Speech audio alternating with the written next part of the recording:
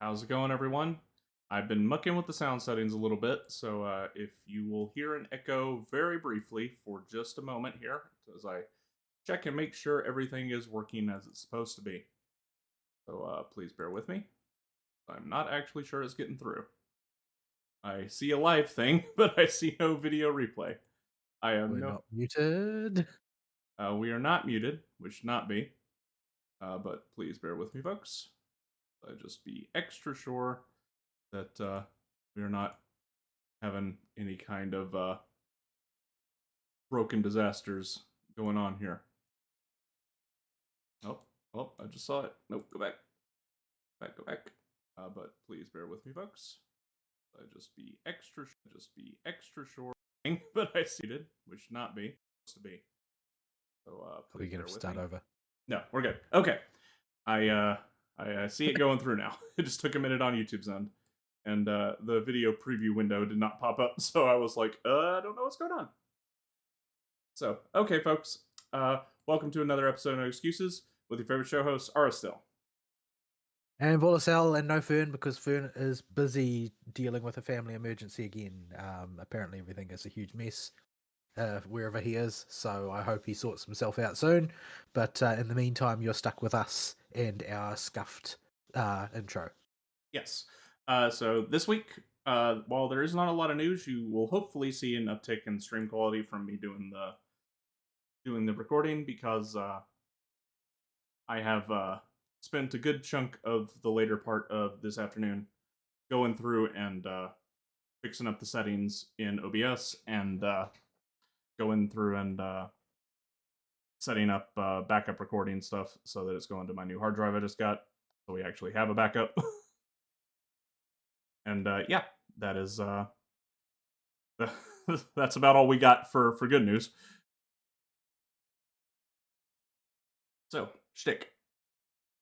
Yes, if you'd like to get involved with the show, you can do so by sending us an email at noexcusesvtw@gmail.com, or you can follow us on the Twitter at noexcusesvtw, or you can join us in our Discord server, and you can get there by clicking on the link that is provided underneath the show description in the show archive on YouTube, a link which is, in theory, now permanent and actually working. Yep. Or so we hope. If you have any issues with it, there is a comment section on YouTube that I will be notified of somebody posting in, because we get so few comments that I don't normally check it. And I have the notifications still turned on.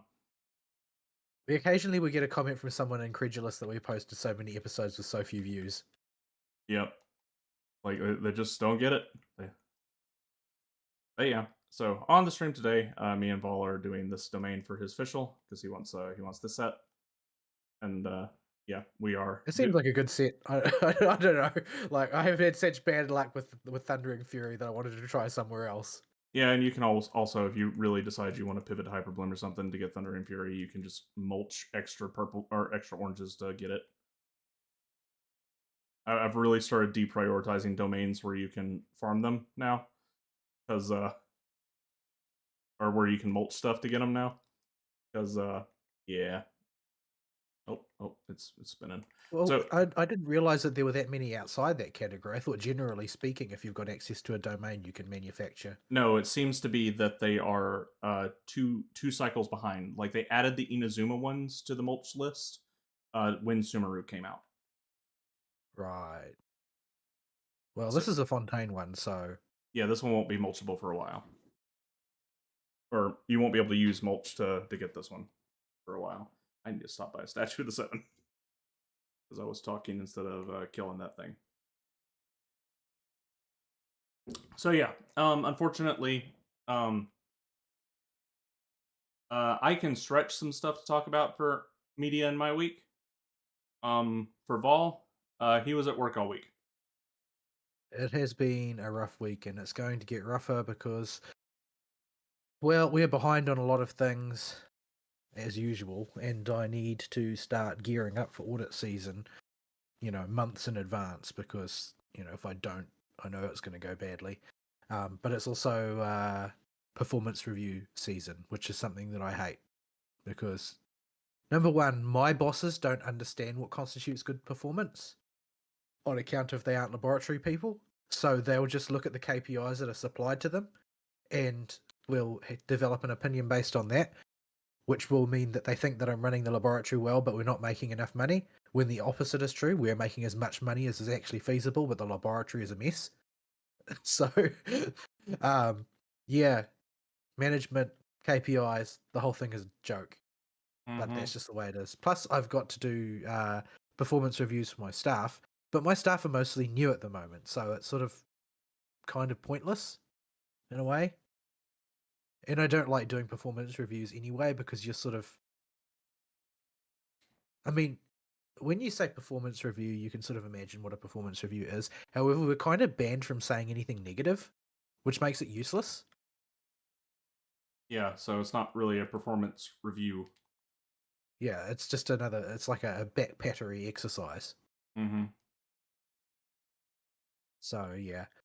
Um, so yeah, work wise, it's been kind of a hazy mess, and there's a lot of things that need sorting out. I'm behind on more things than I can count, and people seem to think that I can just somehow do it by trying harder. Like I don't know. Like I keep getting told, "Oh, well, you just got to do it." It's like, there are only 24 hours in a day. You know that, right? And that if I die from overwork, you guys will be liable, right? You understand that, right?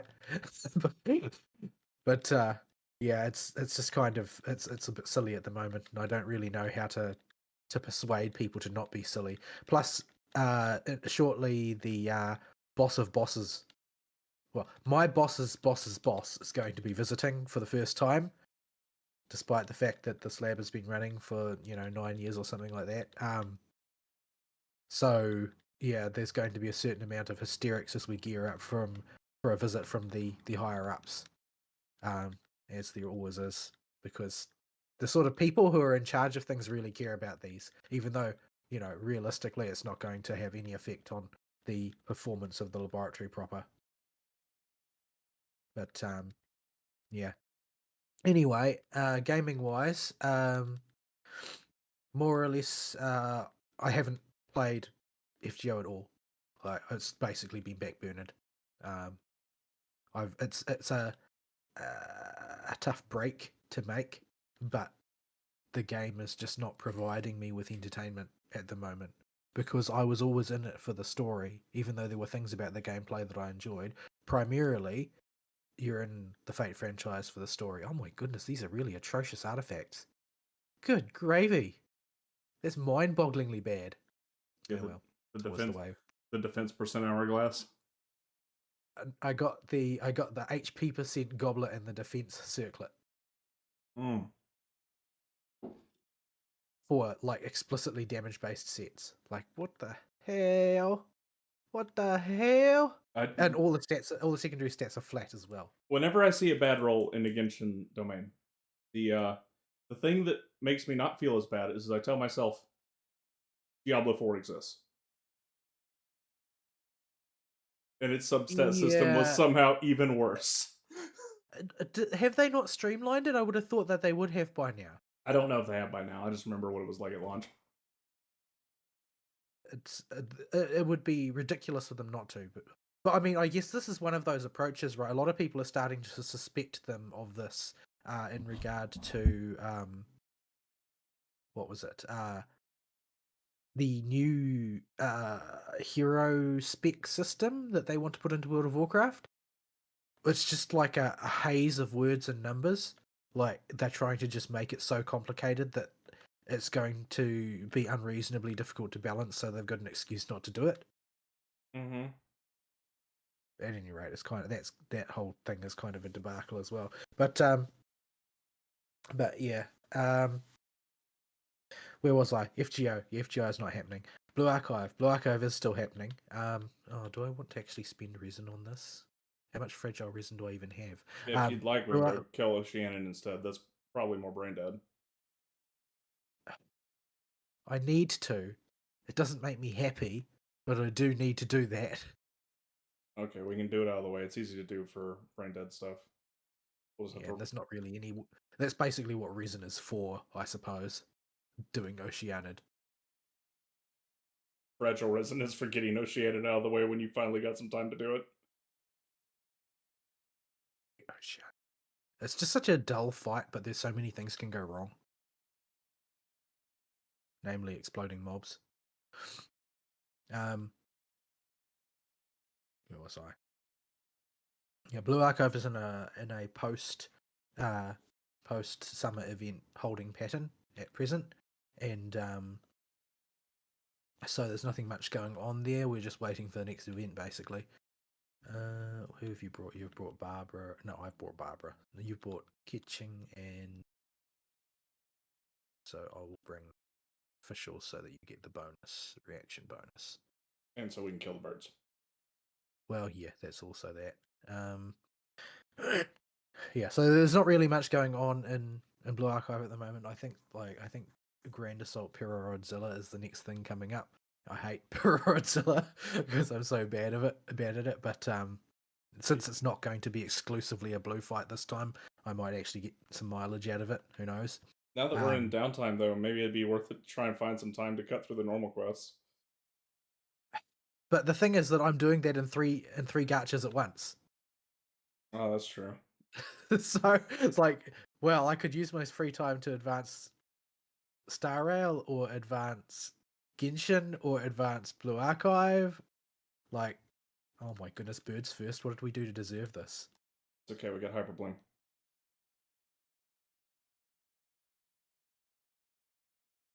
But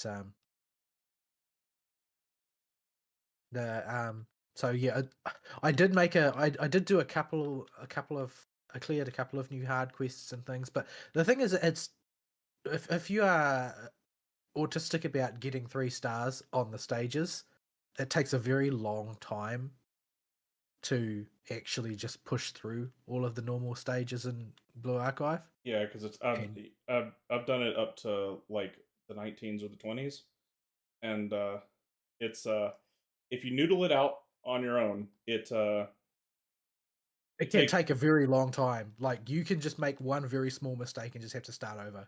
yeah, and that's like a full 10 minutes wasted if that happens. I mean, it's rewarding when you crack it, and then you can min turn it and all that. Like, it's not without its oh my goodness, it's not without its rewarding sort of dopamine hit when you solve a retardedly complex map and do it in like 3 turns or whatever. But I keep seeing like the universally given advice is don't worry about getting 3 stars, just advance through it as fast as possible so that you can solve the most important ones first. But that feels And that wrong. I can totally see the logic. That makes sense. It does. I just don't want to.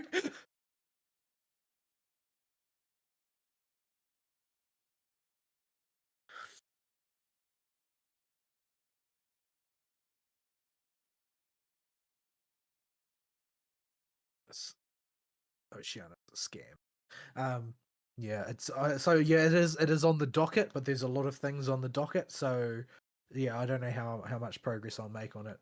I've made a little bit, like I'm gradually grinding my way through. I think I'm on like map 17 or something like that, but I kind of need to be on more like on map 29 type of thing. I'm not really sure how farming efficiency works either.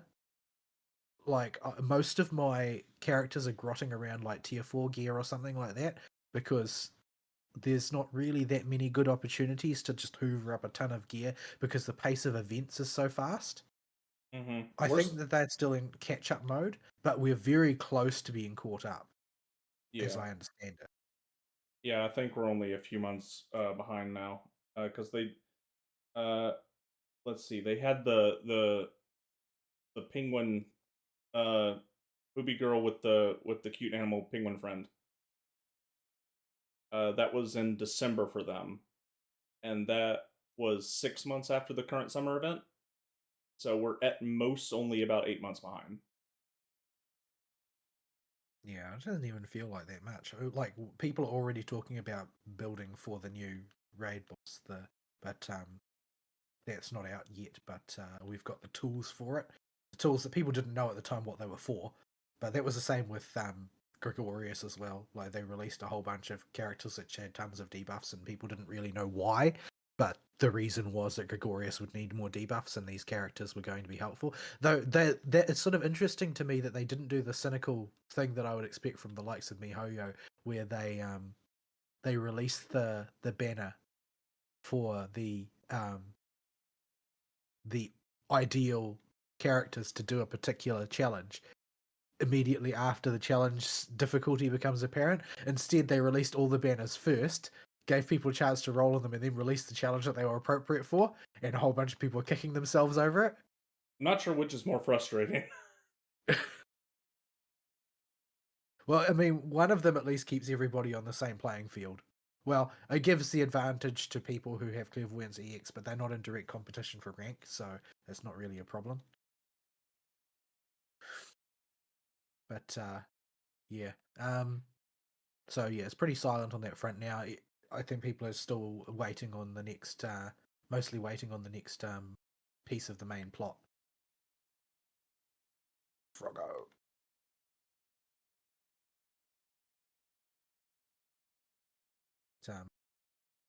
Yeah. Let's see. Anything else? I didn't make much progress in Genshin. I did do the first part, the first 75% of the Lantern Rite quests. I have to say, overall, I quite enjoyed them. It's a very characteristic of the sort of the tone and tenor of Genshin Impact, I feel, where it's basically ridiculously powerful beings getting up to embarrassing hijinks in order to, you know, have a heartwarming resolution between a boy and his dad, sort of thing. Yeah, So I kind of enjoyed it. I the more time I spend with Cloud Retainer, the more I enjoy her. Like just like she's sort of very uniquely retarded. Like yeah, she's obviously a genius and obviously completely socially inept at the same time. cannot catch this crab. Yeah, the other adepti that don't get released because they're icky boys. Uh, I found their general conventional gooberness to be a highlight for the event more than Cloud They are Retainer. very, very goober. Like their attempt to claim that they were near Mount Alkang because they were enjoying the mint. Yeah, the little Hildebrand zippy animations going on while that's happening. Yeah, I presume that they got roped into the third chapter because of the shenanigans of the second chapter and them probably getting strong armed into it. And I'm sort of disappointed we didn't get to see that because I think it would have been funny. Yes, But yeah, overall it was a very sort of light-hearted and enjoyable story. the Paimon kite. Yes, I did do the guilty Paimon kite as well because it was obviously the best kite.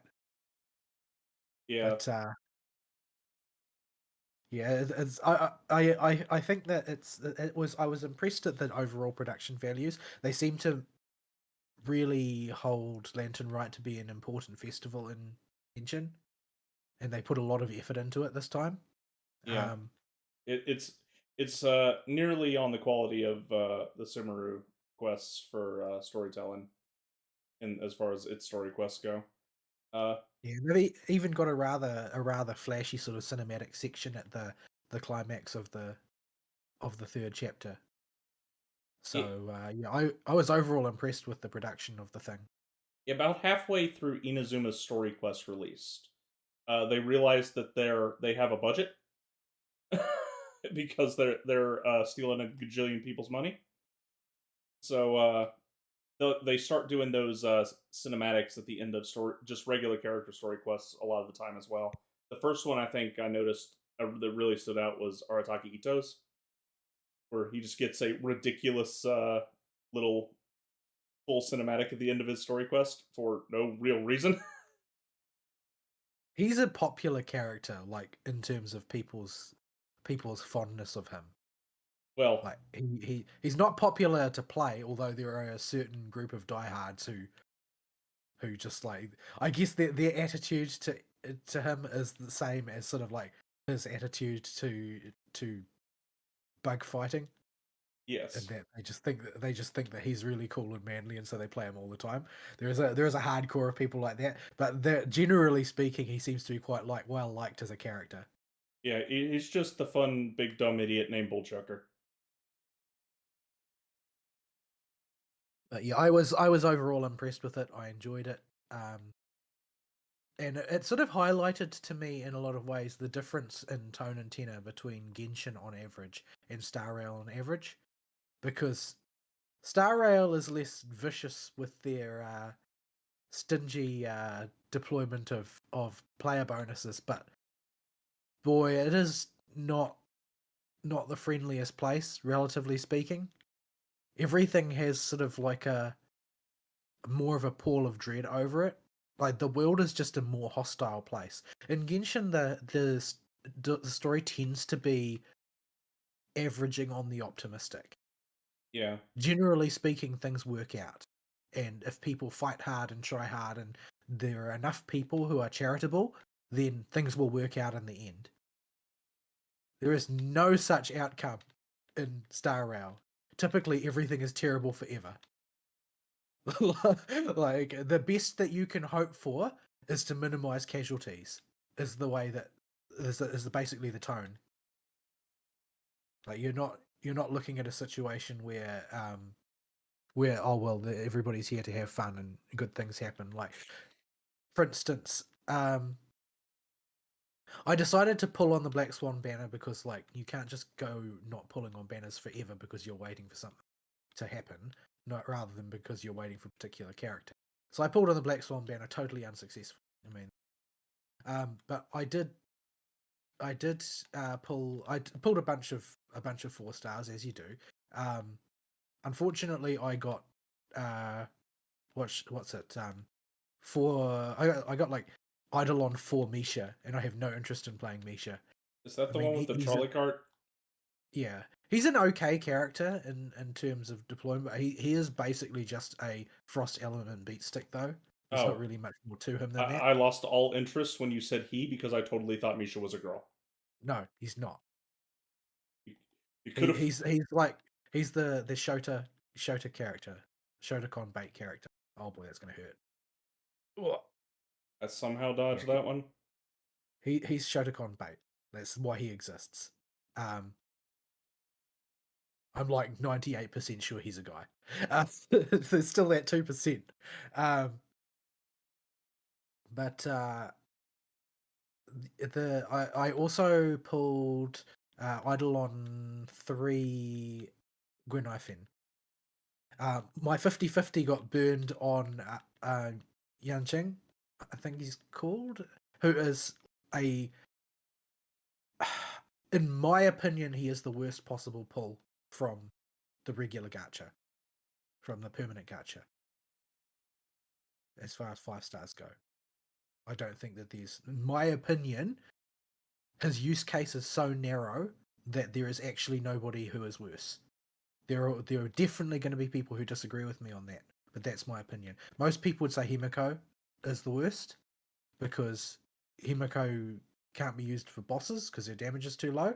But Himiko works really well anytime where you've got like multiple waves of light enemies to burn through quickly, like in Like the EXP farming thing that I've been dumping my resin on like because I still haven't moved from like that the spot. EXP farming thing, but also she's also apparently really useful for pure fiction, which is a sort of not quite end game, but a sort of like a late game mode, like one of the capstone play modes at the end has Mhm. challenges that she and Herta, who's another really low tier character who does only AoE damage, is also very good for. Um, but in the case of Yan Cheng, he's incredibly narrowly focused on single target ice crit damage, and he's strictly inferior, almost not quite strictly, but almost strictly inferior to another character, Jingchu. I can't remember her name. I don't know the characters' names very well because most of them still have Chinese names at this point, so indexing them is difficult for my brain. There's another character who is sort of regarded as the go-to for hypercarry comps, who is basically a better version of him. So yeah, I got the worst possible luck for my 50-50 and failed that outright. But I collected some more copies of Tingyun, and I also got Gwenifin, who I didn't have before, and who works quite well. Not ideally, but quite well with Kafka, who I do have. And so I built Gwenifin. Now, Gwenifin is a character. Gwenifin. It's not really clear what her name is called. She's going by an alias anyway, so it's not even her real Is she name. the fire cookie one? She looks exactly like Kiara. Okay, that one. Yeah. But the thing is, her actual name is Guinevere, and just as an example of the average sort of like optimistic, bright, bubbly character in Star Rail, like her backstory is, as I understand it, that she was basically the second daughter, fifth child or something of an incredibly powerful noble on our home world, who was like the Lord Protector and second highest ranking person in the kingdom, and then basically Nanook's army rolled through and massacred everybody on the planet, and she and like a couple of her siblings are all that survived from her family, and so she's basically a refugee with no status who is basically a live streamer on the Luofu in order to make ends meet. She does street performance and live streams. I see. That's her story. Her story is that her family are all dead, and everything she knows and loves is gone. And this is just Star Rail in a nutshell, basically. Everything is always bad in Star Rail. So, having finished the Luofu storyline and moved on to Penacony, I intended to start Penacony and make some progress there, and that plan did not survive contact with the enemy because I foolishly decided, I've been stuck on this particular equilibrium level for quite a long time. I suppose I'll just bump it up before I move on so that I'm not wasting too much in the way of resources, since whenever you go to a new zone, you're going to be opening a whole pile of chests. That was the worst idea I've had in some time. I ended up basically having every fight turned into a nail biter because I was not even bleeding edge for my current equilibrium level, and this just put me even further behind to the point where the average mob would whop any one of my characters for 95% of their health unless they were a tank. So yeah, I'm back in farming mode pretty much before I can continue the Penacony storyline. But yeah, it's sort of hard not to be suspicious of Penacony because things could kill me. Yes, nearly. Because it's like you've already gotten through the last couple chapters a sort of an illustration of the very, very restrained degree of optimism that's at play typically in Star Rail, and now you've been given free tickets to what is functionally a resort planet. So Penacony is a planet that exists part way in the real world and part way in a dream world, and the dreams are sort of like a thing that is. Actually, I'll stop farming here because I'm depressed about it until I can check to see if I've got enough. Oh, No. I Are can't you? stop farming, can I? Because I have to level. I don't want to spend resin. Damn it. Anyway, the world is sort of like split between waking and dreaming, and because part of the main part of the resort is basically a dream world, so you can basically do anything you want within reason. They've got like dream architects that build the city of Penacony as it exists in the dream, and so you can do things like eat gratuitous amounts of junk food and it won't make you sick or anything. Although you see somebody who's managed to drink enough soda to get sick in a dream, although he seems to be kind of enjoying it. But it's sort of like it's implied below the surface, below the PG surface, that it's a rather hedonistic place as well, but you never see any of that. But basically, everything is so shiny and nice that you know that everything is going to go deeply to shit because you've seen what this game is like, and that it doesn't like people having an easy time of things. And I seriously doubt that everybody's going to make it out with a happy ending. So yeah, I'm expecting things to go quite badly. Um, everybody you know and love will perish, type of thing. Yeah, I haven't been able to do enough of it to get an idea of what exactly is going to happen, except that you do run into Sampo again and are forced to deal with his bullcrap, which resulted in me having just bumped up my equilibrium level, the same as world level in Genshin, uh, getting probably missing out on a bunch of achievements and a bunch of Stellar Jade because during one of the sequences with Sampo, I was basically just getting killed by everything. Like, I was totally unable to participate because of my level had gotten so far out of whack compared to the storyline. Because your average mob in Penacony seems to be level 67, and my highest level characters were sort of like incompletely built level 60 with plus 0 artifacts. So, yeah, I was not having a good time. I was not having a good time at all. I was getting bullied. Um, yeah, but I've enjoyed the presentation of the place. Like, it's got the right sort of look to it, where it's everything is sort of like glitzy and glamorous, but there's something sort of like a little bit subtly wrong and unnatural about the whole thing. It's all sort of very subconscious. It's not obvious why. It's not obvious that there's anything wrong because it's just supposed to be a sort of a heavenly place, but it's clearly, just a bit iffy somehow. Oh, what did it? Yeah, you go, Oz. You fight that big flying thing. What could Okay, possibly go wrong? it's Kay. I'll take a picture of her so that we can get more energy. Oh no, not Tubby.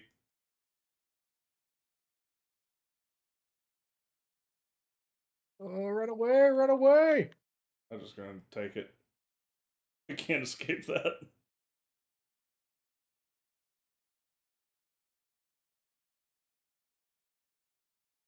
But yeah. So the setting is kind of nice. There's a lot of weird and surreal things going on. There's some rather strange mini games based on like a children's cartoon on Penacony, and yeah, there's a lot to do there. The starting area of the Golden Hour is extremely large for a hub town, I must say. It takes a very long time to travel around there. There's a lot of stuff to do there. Um, but yeah, I feel like it seems like in any given area they tend to embed an awful lot of like mini games and stuff in there that, oh my goodness, how are you supposed to outrun that? I'm just eating Um, food. I've given up at this point. but yeah, it's oh my goodness again. Um, the I'm mainly frustrated by the fact that my progress has been forestalled by my level. So I'm just going to learn the lesson in future, and I consider this to be reasonable advice. Pre-farm your next ascensions before, at least for your main team, before you move up to the next equilibrium level. Because otherwise, you're just going to get frustrated because you won't be able to do anything except farm for a while if you don't prepare.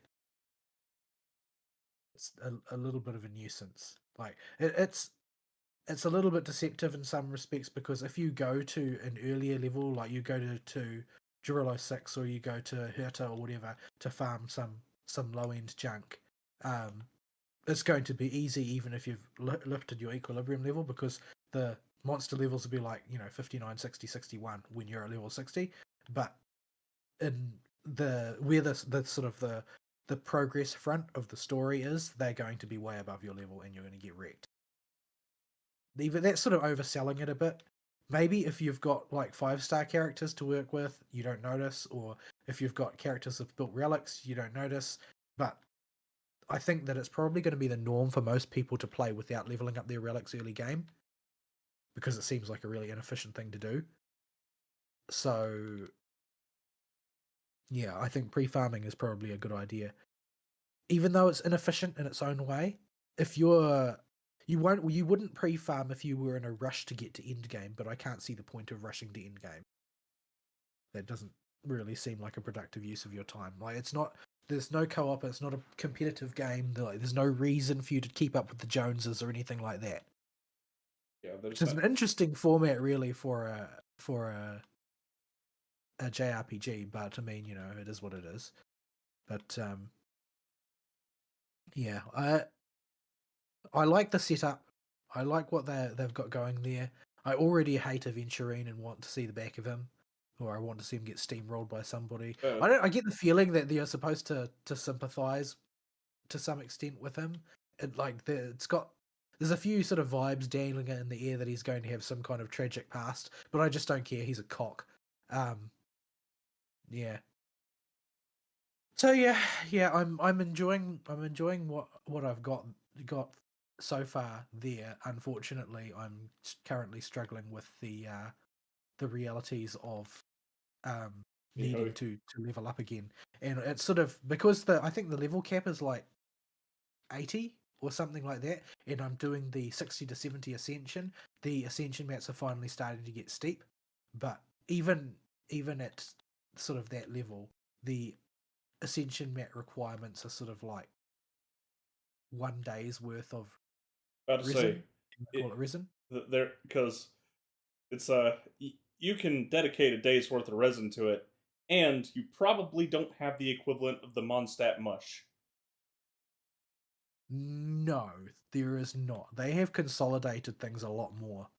Um, Yeah, I noticed that. generally, generally speaking, each each world has a couple of different types, couple of broadly different types of mobs, and a given character will need one of those types of things plus a a big mat, so to speak, associated with the element, like these things that I'm farming from Oceania, and those will come from elite mobs, which are farmable. So, and you can get more or less of them depending on your luck. My luck has been pretty atrocious, but like at where I am currently farming, at the highest difficulty level I can do on my current equilibrium level, I get about 4 or so. I think I get about 4 per kill of an elite mob. Um, Fighting an elite mob costs about 30 quote resin unquote. Um, and I think you probably need for a 4-star, you probably need about 15 and 20 for a 5-star. So it's quite doable to farm the Ascension mats at this level. I think the next level up is a bit steeper. It's more like 28 or something like that. But you would also have access to a higher difficulty level, which will probably drop more, probably about 6 or so. So yeah, the other mat that you usually need is usually quite abundant. Like you can just go farm regular dudes for that if you really need to farm. But most of the time, if you're just sort of toddling about and killing things, you're going to have an abundance of those anyway. It's not usually a problem. Oh no, there's nowhere for me to run. There's nowhere to run. Oof. I survived.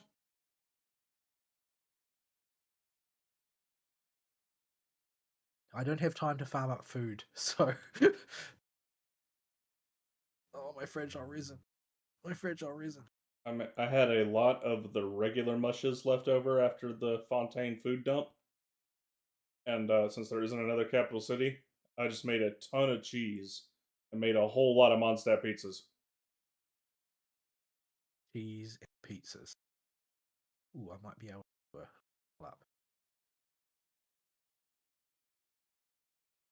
Yeah, Barbara can live an ascension tier behind, because she's there to apply wet and be healer.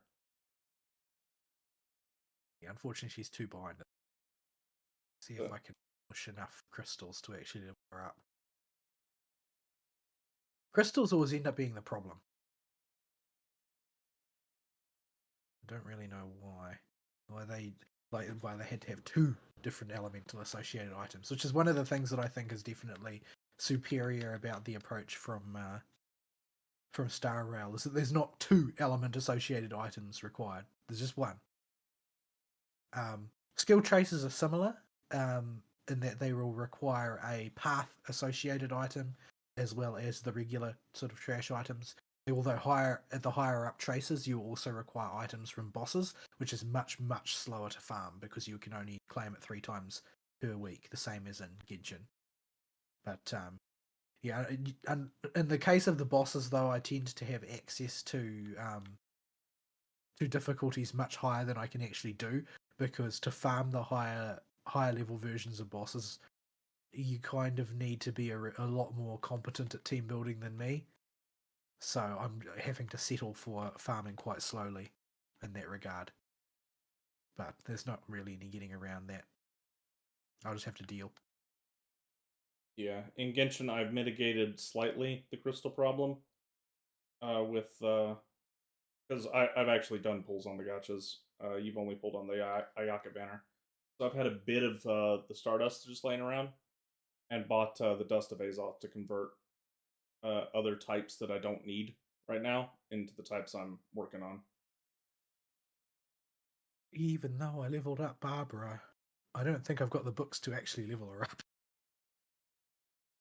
Let's see if she can get there. Oh, yeah, she can just barely get there if she cleans me out.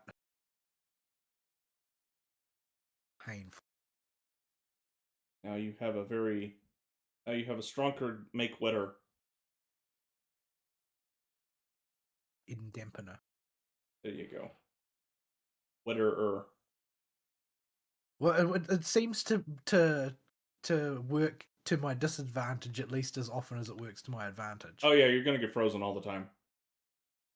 That definitely has been happening.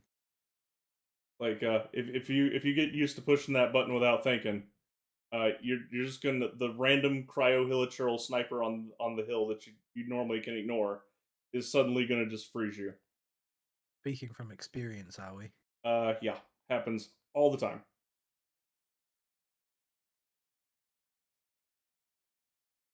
I've had enough Oceanid for now. Hate that.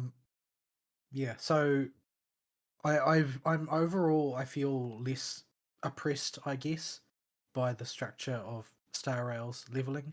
The consolidation is quite good. Like the consolidation of, say, well, you've got different EXP item for leveling up what I'll just, for sake of simplicity, call weapons. The structure of the level up process is essentially the exact same as it is for a character. It requires the same things to level up a weapon. I mean, as it would for leveling up one of your traces, which is one of your skills. So there's not like a separate category of skill book items from weapon level ups, because that's one of the things that really slows down progress in Genshin, is that you've got your weapon, your key weapon upgrade item, and your key skill upgrade item, and both of them are locked to particular days of the week just to wind you up.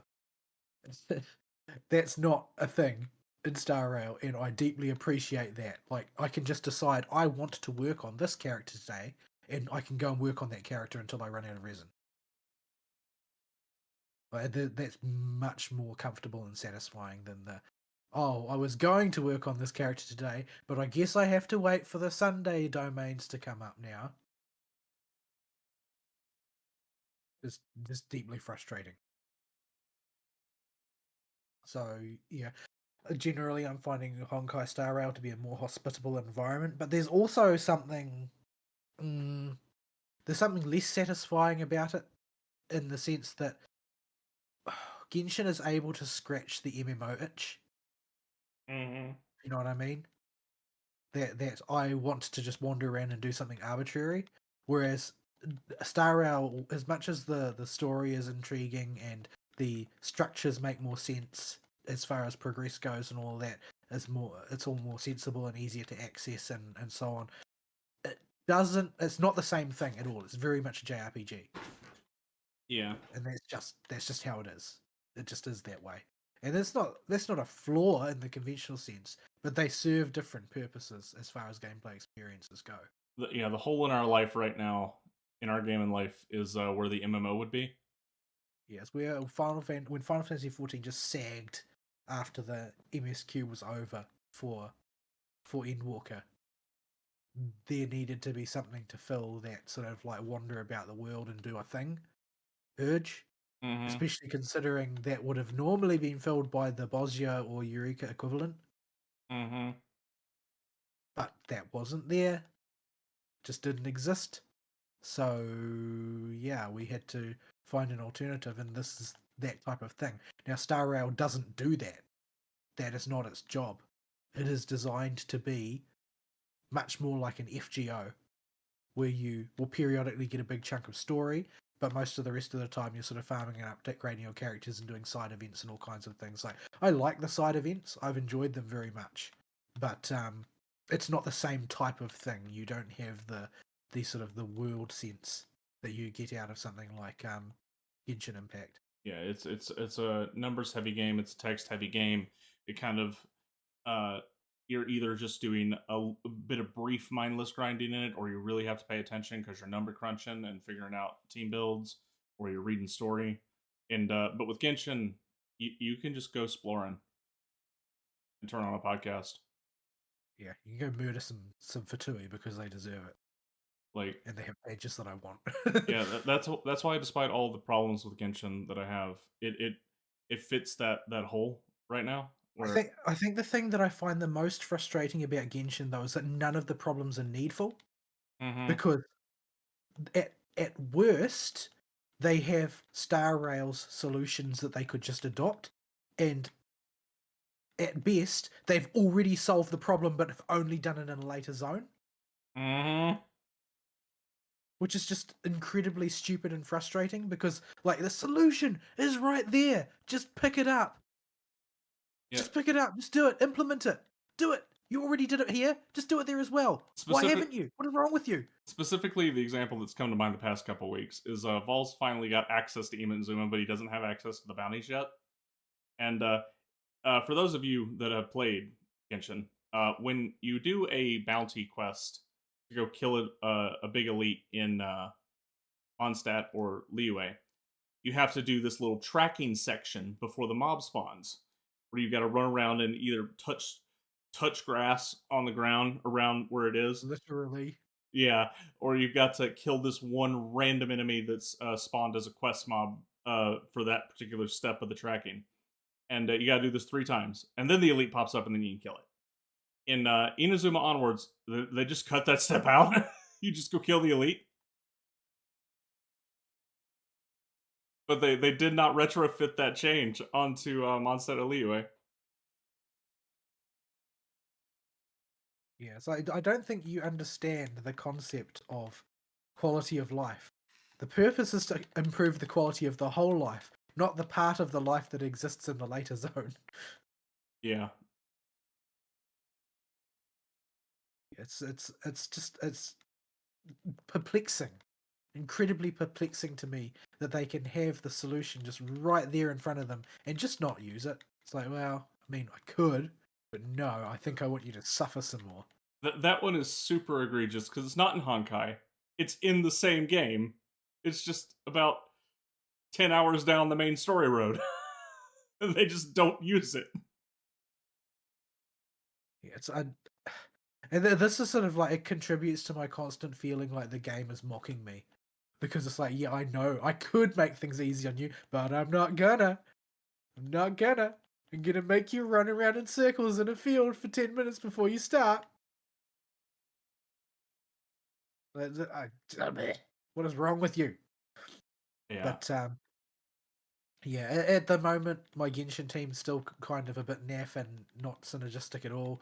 But hopefully, I can start building some synergies by having some decent off-field DPS and by rolling for Yaimiko, who, because I'm sort of hanging my hat on that, I'm probably going to lose the 50-54 and get another copy of Mona, because that's just how things go for me. What's her But C2? Is it good? I don't know. Usually C2 isn't. Usually C2 is bad on Uh, most characters. on Nahida, it's Uh, straight busted. But let's see. Constellation on Mona. When normal attack hits, there's a 20% chance to automatically follow up with a charged attack. It's not very good, but it's it might be good if it were not for the fact that she's a support. Whose job is to Like, throw the taunty thing down and then go in the puddle and wait until her burst is ready? Yeah. yeah. I mean, there are crazy people who play on field Mona because they can't get enough of dead ass. But Mona, this is I guess you could count it as spoilers, but they do remember characters from other zones exist. And in Fontaine, you're going to be going the whole time, man, Mona'd be real good at helping with this problem out here. And there's Mona. They actually brought her back. They brought Kaya back in Sumeru too, because he said he was from that ballpark. well, he's like the only brown character for ages, right? Yeah. So they actually remembered. Well, they've got a stable of characters; they might as well use them. That said, the stable of characters is very confusing to me because most of them I've never met. It seems to me they must have really accelerated the pace of character introductions after Liyue, because I am pretty sure that despite the fact that I am acquainted with 2 out of the 5 uh, major nations that have been introduced so far, I know maybe 1/10 of the characters. Yeah, the Inazuma characters mostly are contain themselves within their Inazuma block unless they show up for events. But and Sumeru is just huge. But at least all those characters stay relevant and you're introduced to them gradually. And I don't think there are actually that many Fontaine characters yet. There are characters I've met in the Fontaine story that are not playable, but they are very clearly built, like they have a vision on them. Yeah, Are let's you see. stealing my fish again? Yes. I'm But only my fish. I'm not stealing from this pool because it's only tiny fish. I'm stealing your big fish that you don't have the bait for. I see. Yeah, there are a whopping 6 Fontaine characters. No, 7 Fontaine characters. So they've slowed right back down.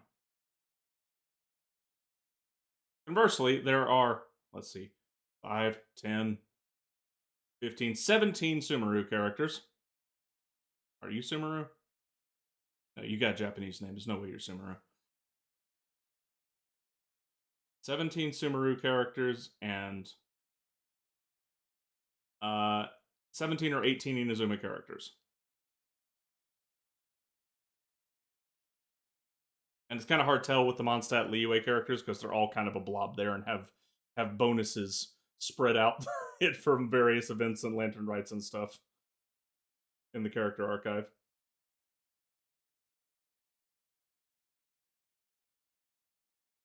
So yeah, there's about a 30 character block for Sumeru and Inazuma of just dudes. Most of them don't have much impact or screen time. Fontaine, by contrast, only has 7, which is odd. I thought there were more, but I guess not. I've always got the impression that there were heaps, but I could be wrong, I guess. Yeah, I count Chevrus, Navia, Farina, Charlotte, Risley, Nouvelle, Freminette. Oh, I missed a line. Liney and Lynette. So there's 9. And you hate Liney. Yeah, I don't like Liney's gameplay at all. Did him in the little trial event thing, and he was awful. I couldn't work out what you were actually supposed to do with him. It's like, and then all of a suddenly he's a hat. I eventually figured it out. What you're supposed to do, and this is really dumb, you have to put a heal over time effect on your main character, and then use his charge shot to build up stacks, up to 5 stacks, because he only gets stacks if he's above 60%, and it costs HP every time he uses a charge shot to get a stack. To get him to 5 stacks, and then you use his skill to dump all the stacks in one big kaboom. And That seems needlessly complicated.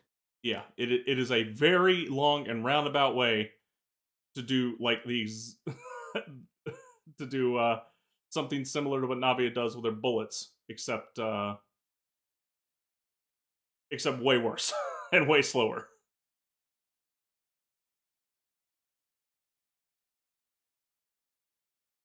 How the hell do you make fish bait? You need local specialties from Inazuma for 2 of them at the crafting. At the crafting table, it'll be somewhere on the list if you've got the recipe for it. You have to catch the baby fish to make the. I think they start you with the recipe for the babiest of tier of fish and bait to catch the itty bitty fish, which is the what's this bait even called? Uh, Fruit paste bait And where do you craft it? at the crafting at the alchemy table. Okay. Because you keep saying crafting table, and like, there's no crafting table. What are you talking about? The not smithy thing that you craft stuff at. I think mine's all the way at the bottom of my craftable list. Oh, it's not at the bottom of the craftable list for me. It's dead in the middle.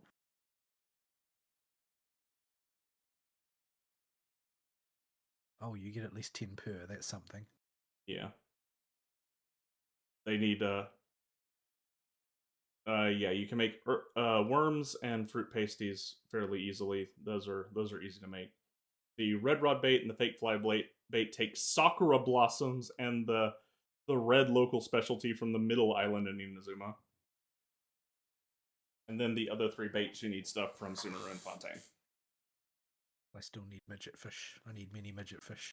Does the interactive map have pool spawn locations marked on it? Yes. If I can I'll just use that later when I get around to it. Yeah. So, yeah, most of my time is being dumped into Genshin and Star Rail. Most of my effort is dumped into resisting the urge to whale. Like I'm pretty. I could easily just get Black Swan, but there because I'm reasonably close to the 180 mark over do the you course of all my really want builds. a whale for Dami Mami? The thing is, she's good, but there seems to be a certain amount of disagreement on in what way is she good, and the reason for this is she's extremely good in terms of what she can do in theory, but the problem with that is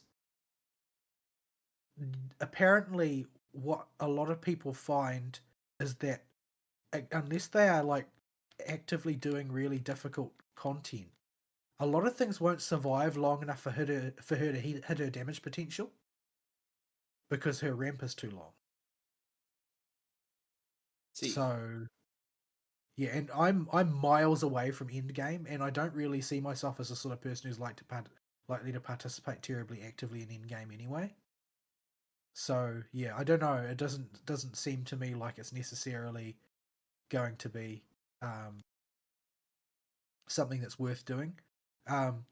Plus, generally speaking, damaged characters are the first ones to get power creep.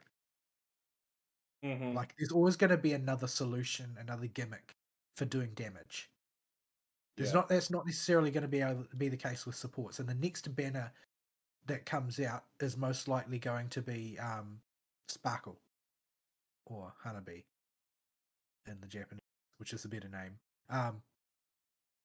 And she is, but she's got ability to break the 5 skill point paradigm. Like, she can overcap on skill points. She's got an ability that does that, which is definitely going to be very impactful for the meta in a variety of ways. Possibly making the character that gambles with the mahjong tiles a lot more practical because she can just keep spending skill points. So why do these fish spaz out every time I put the bait in? Oh, if you bonking them on the head, you No, if you throw I'm the bait, carefully avoiding bonking them on the head. if you throw it too close, uh, it's really finicky. If you throw it too close to them, they get freaked out and they run away. You gotta, Maybe it's we're in co-op mode, thinking yeah. that it's somewhere other than it actually is. Since we're not, But actually spending resin together, I can bail from your game instead of stealing your fish. well, this purple pointy nosed fish uses what bait? Purple point red bait, Red bait. Okay, if it's let's the one see. I'm thinking of.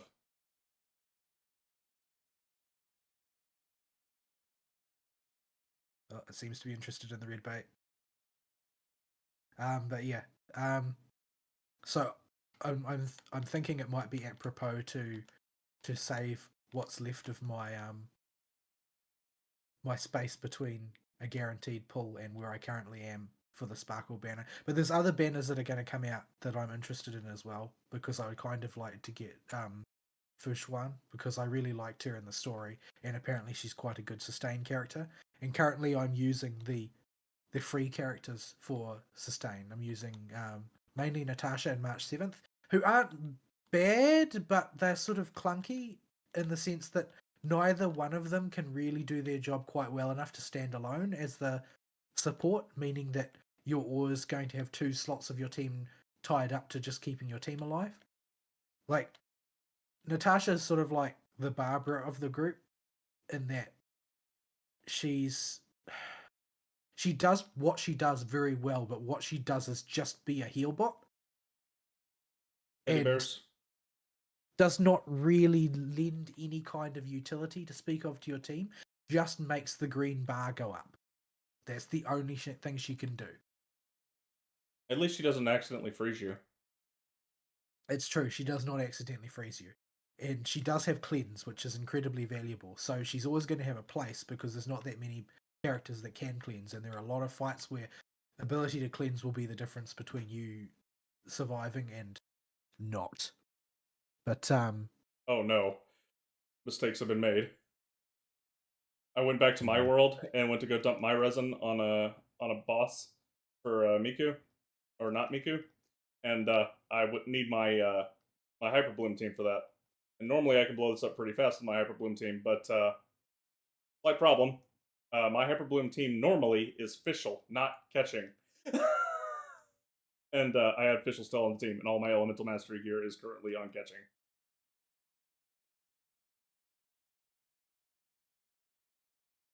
Okay, that was a thoroughly terrible distraction that threw my brain completely off track when I had a mild panic attack. You keep going now. yeah, I actually stopped talking because I was about to sneeze and I couldn't decide whether it was going to come out or recede, and I was sort of waiting to see what would happen. But yeah, what's the spawn point on these fishing anyway? Spawn time. What Every was I going three to say? every 3 days, but each pond has a day and a night. Has day fish and night fish. Most of them will have both available every 3 days because they reset every 3 days when you clear out a pond. So So how many of my ponds did you loot? Like, do I have any left? I looted one cycle on some of them.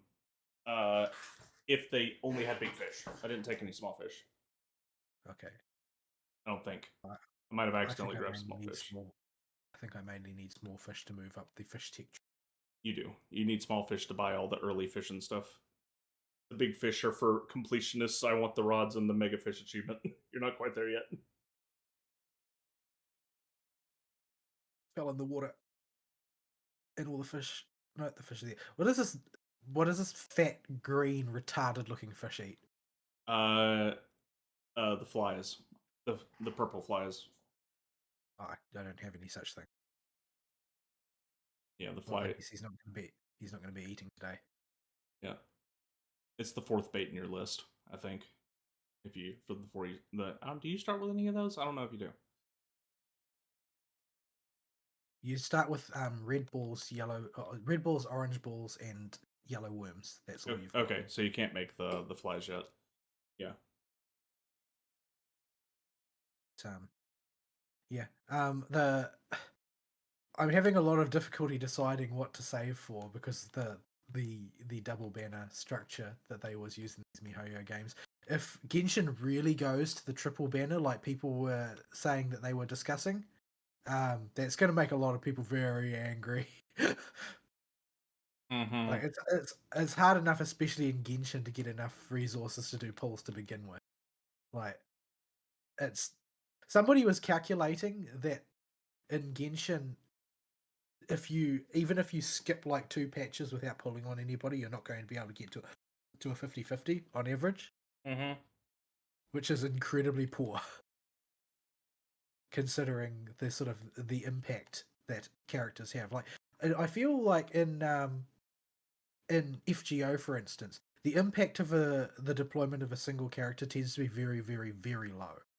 Like, it doesn't really affect anything unless they are some character that changes the meta entirely.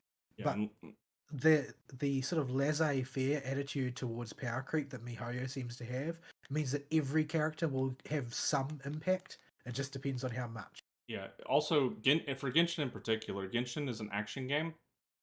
So every single character has the potential to change the game, just because they will play different.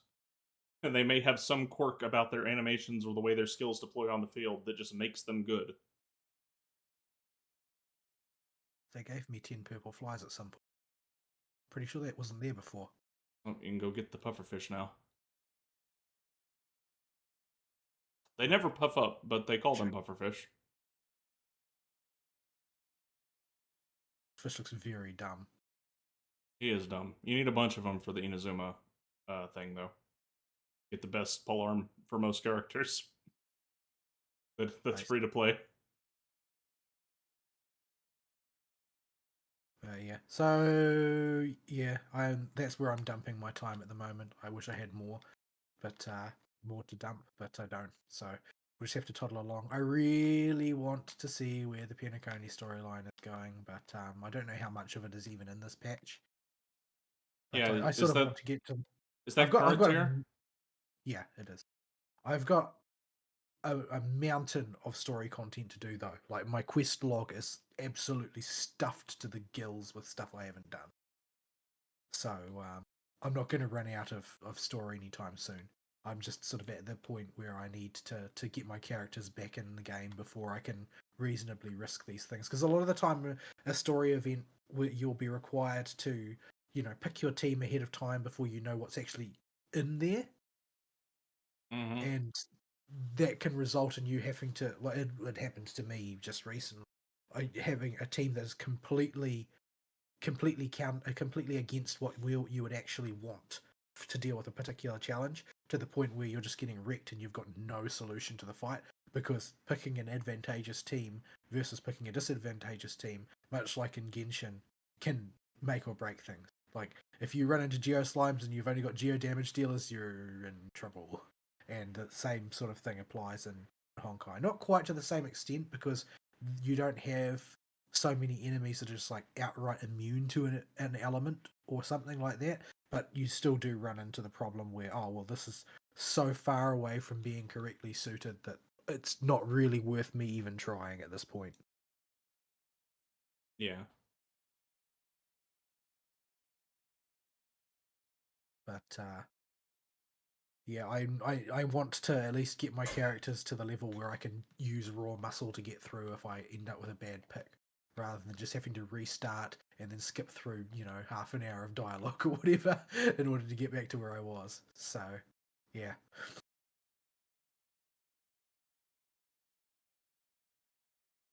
But yeah, I will leave it there because, I've stretched an awful lot and I don't really have much else to say in that regard.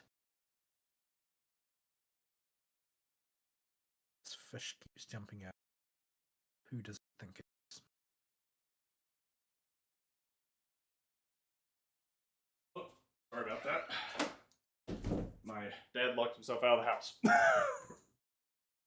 Why would he do this? Well, he didn't lock himself out. Somebody locked him out of the house. So, not sure who went up behind him and locked the door while he was outside, but he was coming back in and the door was locked. So, Right. all right. Let's see here. My week. I suppose. Actually, I want to check something very briefly. I might cover some of that. Yeah, we'll hold off on the email until after it. So, how do I want to segue this? I guess we'll keep going on the Hoyo stuff, because Genshin's been my MMO slot filler for now.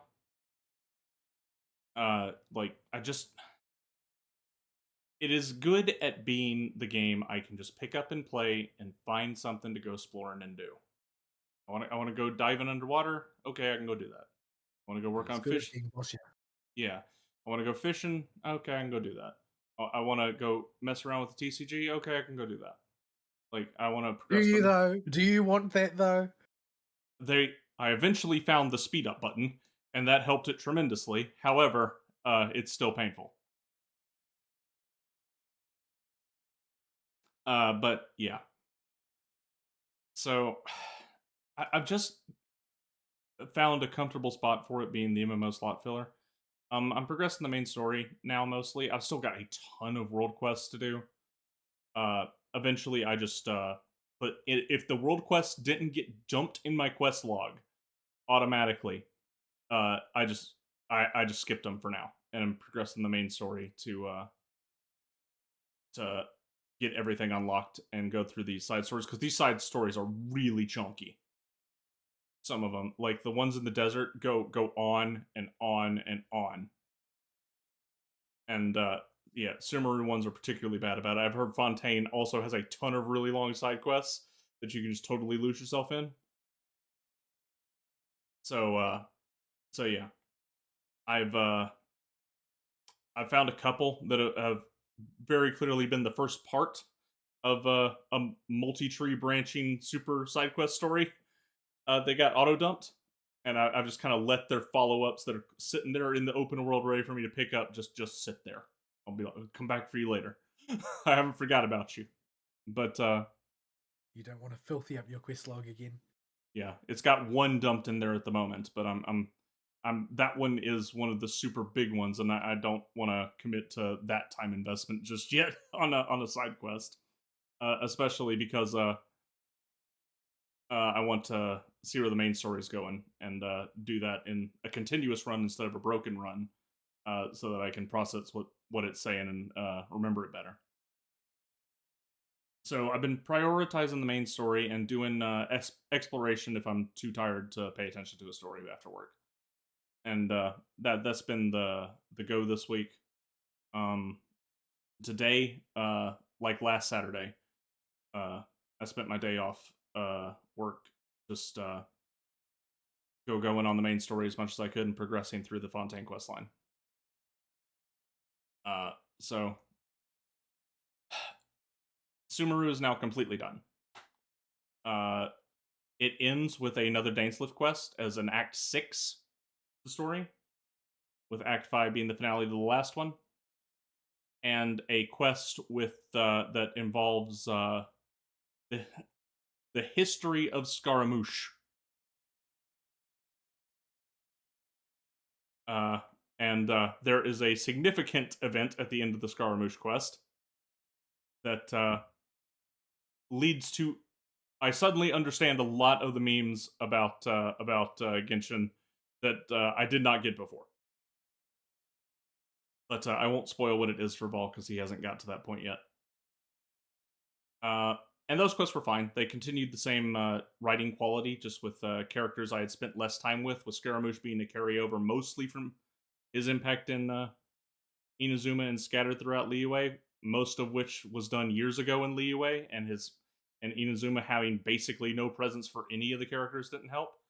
But that's He seems to be. He seems to be in. He seemed to be priming uh, a plot line to explain the place of Tevat in the multiverse back then.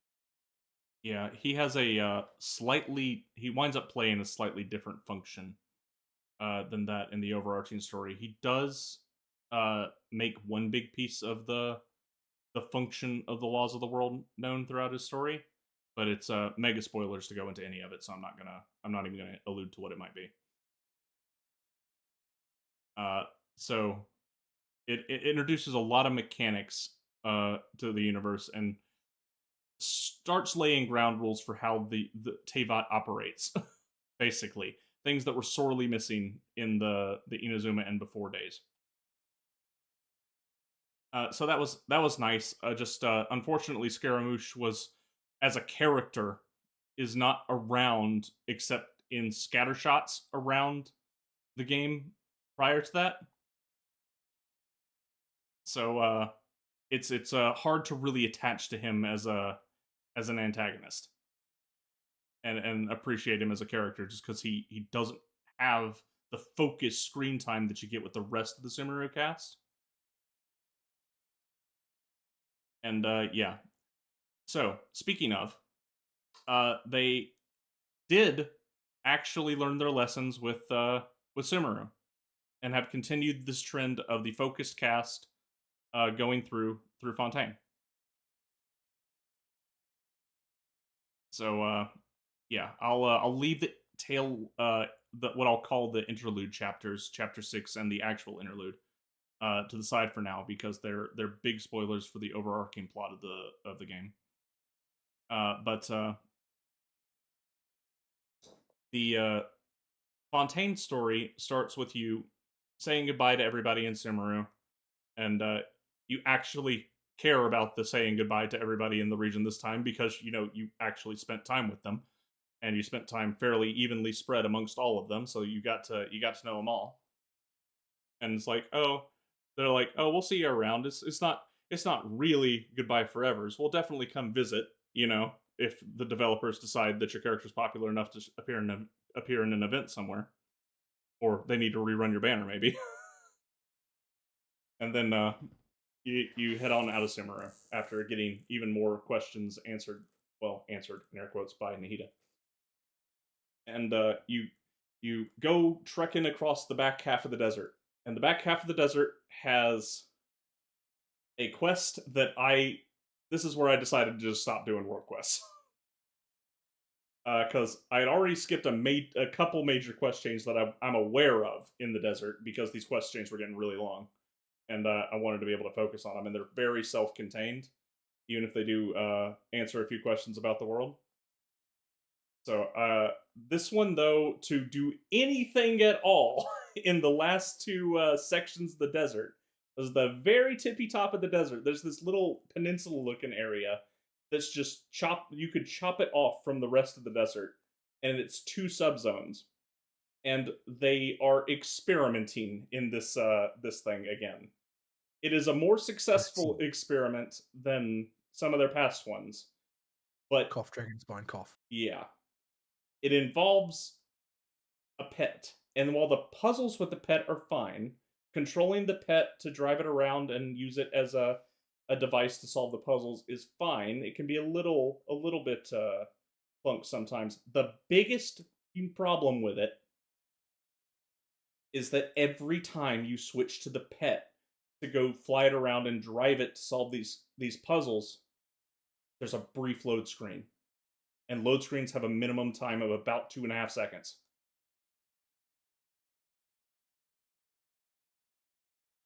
Why would you do this?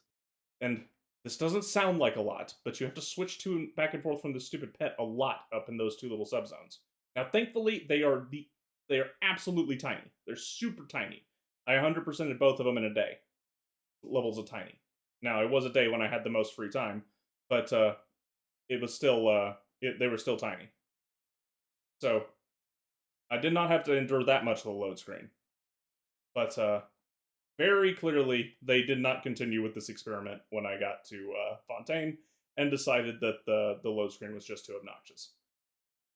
Since their engine seems to require that for the pet, because they have to despawn your character model and reload you in with the camera reset behind the pet, and you fly around with the pet using the controls. So that part of Sumeru, which is a World Quest series that is 100% optional, you can totally just run on right by and skip it, did not work out so hot. And it does not appear that anything will follow up from that World Quest chain, even though I finished it. But it's not bad. It's just that loading screen is really, really, really obnoxious.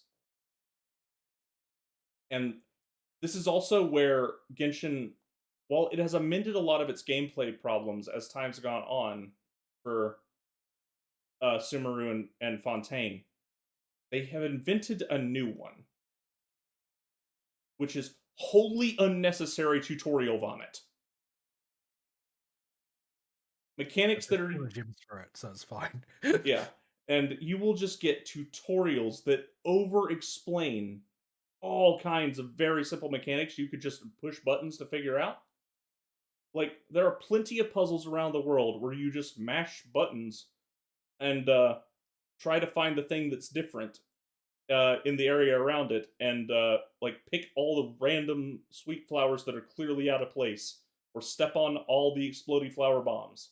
There are plenty of puzzles like that, and they don't have to explain those to you. You just know this is a little odd. I'll just experiment with it. Oh, if something is really odd and out of place like that, if you interact with it enough, it will pop out a treasure chest or something. But they feel the need for every single time a mechanic shows up from this point onwards to dump a tutorial on your head, just so you're really sure. Which I'm not really a fan of in exploration games. I feel like a part of the point is to experiment with stuff and figure out what's what and what actually Yeah, is this is for secret, the what's not. mobile generation, Aristotle. Yeah. So I'm not a fan of that. I understand the logic behind it. I can even agree with the developers that some people probably do need that help and are that dumb. But it just, as an experienced video gamer, it annoys me personally. So that's all the negative I got so far for this week on Genshin. The story continues to be genuinely good the whole way through. The story quests that I've done. What who did I do this week? I did 3 of them. All right, I did Nahida chapter 1 and 2, and uh, Xenos, uh, the Yu-Gi-Oh guy, and all of them were pretty well written and good. And Nahida's, like all of them, all the Archon 2-parter quests ended in unlocking a new world boss that you can go kill. This world boss is uh, I lied. There's one more negative. Uh, the world boss you unlock from Nahida's quest is bad. Like it's you will understand when you do it. It's just bad. And after I won't spoil this one for Vaul. I'll let him get to it, unlock it, and then go, "Oh goodness, you weren't kidding," because it'll be funnier that way. But it is also really easy when you learn the trick of it. It just is really, really not a good fight. I don't know what they were thinking, which is a shame because the boss fight at the end, the last 2 boss fights they released, the one at the end of the Raiden Shogun quest and the one at the end of the Sumeru main quest, are both really good. Like and actually require you to properly learn how to do them, even if the Sumeru one has a little bit of gimmick in it. It's still a skill based gimmick. You still can practice doing it better. And the Inazuma one from the end of Raiden Shogun's story quest is just a probably the most, for a boss fight, the straight up hardest skill check of just learn the boss and learn her good, and you'll get there as you practice her. But and she's genuinely fun to learn all her tells and how to deal with all the mechanics for. She does feel a bit harder than most of the other ones, but that's fine because there's no gimmicks to her fight. It's just this boss has mechanics, and you have all your characters as they are. Figure it out, and you can do that budget, and you can get better at it through practice. This one at the end of Nahida's quest is 100% gimmick and has absolutely no redeeming qualities because a good chunk of it's an ad fight. Like the whole middle section is just an ad fight. Nobody likes ad fights. When will people learn? Yeah. So that was disappointing after having 2 bosses in a row that I consider very good and wins for their boss design and showing they were learning. They just fell flat on their face. It's like they had too many ideas for this boss fight and just crammed them all in at one time, and it just turned into a sloppy mess. Like they needed somebody to go, no, stop, don't do this. That seems to be the case with a lot of developers though. Like it's the same thing as with like what they're planning to deploy in World of Warcraft at the moment. It's like comically over designed. They've just jammed a whole bunch of stuff into it. And it's not what people wanted either. I don't think anybody actually wants what they're dishing out. Yeah, it's unfortunate, but I as you get more experienced and comfortable as a developer for a particular individual product, I can see how the temptation is really easy to fall to do that. Just get sucked up in the air of okay, we've already done this, and surely our players know how to deal with this. Let's just keep adding bells and whistles to the fight, or let's Well, it's not only that. There's going to be a certain amount of, I've got this great idea. You guys are going to love it. yeah And the guy just implements his plan. yeah that's the next step. Should we get to that tier? Like I can see how you get there, but learning to resist that is a developer skill, and actually focusing on what's fun and properly playtesting it. This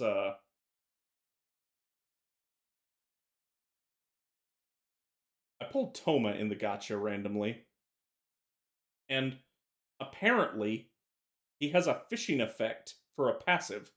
When you fish successfully in Inazuma, there's a chance to double your catch. All right. I guess if you're really into fishing. I'm just fishing because I can do it while I talk, but that kind of caught me off guard. Okay. So yeah, that's the story quests. So starting with the Fontaine story, as far as I've gotten, uh, you get to Fontaine and you arrive at the port, and immediately you meet Liney and Lynette, the two magicians, and within like 30 seconds of meeting them and walking around the port and getting your feet wet in Fontaine, so to speak, uh, your journey to find the Hydro-Archon is over, and she shows up and says hi in the most ridiculous way possible. And her presence will be felt throughout the whole story as she is over the top and ridiculous in everything she does. So, I like her. A lot of people said she was annoying, but I like her. yeah, she, what's a good way to describe Farina? Farina is a creature of the same mold as Venti, but with the polar opposite temperament and approach to things. Well, Like, you mean she doesn't spend all day in the bar getting smashed? yeah, instead of hiding away from her people, she needs to be in front of them all the time, but has just as many problems when it comes to just doing simple things. But she still Isn't she thinks, basically like? Isn't she basically a pop idol equivalent for their culture? kind of. Like she's always the center of attention celebrity. yeah. So she is a one of the more powerful archons. Is what everybody believes because she has significantly more praise and worship from Fontaine than any of the other previous archons we've seen. Like Nahida basically didn't have any until you showed up, aside from a token few. Uh, Rex Lapis had a good amount, but he was kind of stuck in the clouds. So Well, I think it was also his uh the concept of Rex Lapis had been sort of diluted by the fact that his his sort of influence was split between him and Mora. yeah, and also the actual administration of Liyue is run by Ningguang and her crew up in the sky. So yeah, Venti is literally MIA at the bar, passed out most days. So he while he has a church and followers, they're more He's got the most obvious church and followers. Like he has the most obvious structure for worship and is the least interested in it. yeah. What the church worships is like this idea of what Venti is, but instead of the loser drunk bard stuck at the bar. So so yeah, that's there's that one. And then Raiden Shogun has a whole host of issues that don't really That will be matter, not covered in the Inazuma storyline at all. that will be touched on in her story quests. And yeah. But Farina is loved and adored by all her people, and she has so much worship power they literally can use the excess worship they give Farina to power the city.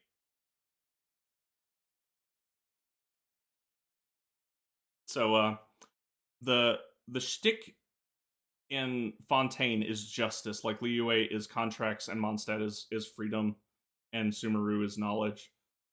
Justice is Fontaine's. And this is demonstrated in the most corrupt and rigged justice system you've ever seen in your life. As in, giving away the specifics of how it functions is a little bit spoilery, but so I won't get too much into that. But uh, how do I put this? Every single trial takes place at an opera house and is a show. It's a big public event with It's a Farina. literal show trial. Yeah, Farina makes an event, makes it an event, makes an appearance at every single one of them. You know, Won't the verdict then just be whatever will be the most entertaining rather than we don't know how the verdicts are decided is a big question mark in the story right now because of spoiler reasons. Because Farina is not the one that decides the verdict, and neither is the Chief Justice. There's a third element here that decides the verdict, but the people implicitly trust it. I can see where this is going. Definitely Farina's gonna end up on trial. So that leads us to the other gameplay gimmick of the main story in Fontaine. Now, I really like this. There are going to be some people that absolutely hate this. So if you have played Danganronpa or Phoenix Wright or any of the other typical anime style mystery games, you will feel right at home in the Fontaine main story quests. Because they are just cribbing everything from those games in a very simplified, for general audiences format that is not normally a fan of this type of genre. You have to do all that stuff in Crown of the Mundane and Divine in Honkai Star Rail. Yeah, There's this big investigation sequence, and you've got to sort of like trace all the clues through various people's memories and interviewing various people, and then you've got to have this big discussion at the end to try and exonerate yourself. yeah. So this happens multiple times. It's happened 3 times to me so far in the Fontaine main story, and they will give you a notebook to keep track of all the clues because it runs through the whole thing for a whole chapter every time it shows up, and you have to solve a mystery. Basically, you'll get witness. You'll take witness statements. You'll get clues. You'll find physical evidence. You'll get and you'll have the autopsy report has been updated mid trial, like the standard anime mystery trope stuff going on.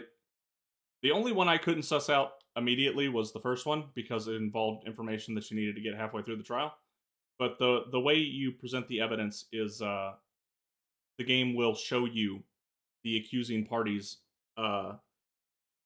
list of events and how they think happened, and there'll be blue text in inside each little square that represents their chain of events. And some of those pieces of blue text are clearly not true, and you have evidence that can contradict it, and you have to select the right evidence to contradict it. And it limits your pool, and there's no penalty for failure. So if you get it wrong, you just pick a different piece of evidence. So it's very forgiving, in that, but it's What you're describing sounds exactly like what Honkai Star Rail has. yeah. So they do that. They don't use it that often there. They mainly use it where Doctor Ratio is concerned. Yeah, Because he likes to do the Socratic questioning thing. yeah. So obviously, for people that are fans of the genre, Genshin's not going to go as deep as Danganronpa can with some of its more ridiculous, over the top murders. You're not going to get your chapter 5s of V3 or Danganronpa 2. You're leaving out the most important thing, that you will never be asked to do Hangman's Gambit, nor say anything about the seesaw effect. Yes, there is no Hangman's Gambit, and there is no seesaw effect. So yeah, that is one thankful omission. It is plays actually more similar to Phoenix Wright than Dupalupa, except you don't have to press the statements; they're already all pressed for you. You can already see where the potential contradiction is and can decide to present evidence or not. So you don't have to examine each statement individually and then press for more information. So yeah, it's interesting enough. It's it's nice for people that are familiar with the genre, but it's mostly trying to tell you a story of what's going on in Fontaine. The mysteries are framing devices to set up the mechanics for what's wrong with Fontaine at the moment. And what's wrong with Fontaine at the moment is everything is wrong with Fontaine. The place is just screwed. And I Yeah, was it's nice and glitzy on the surface, but I can't help but notice wandering around the area that it looks like a civilization in ruins everywhere else. yeah.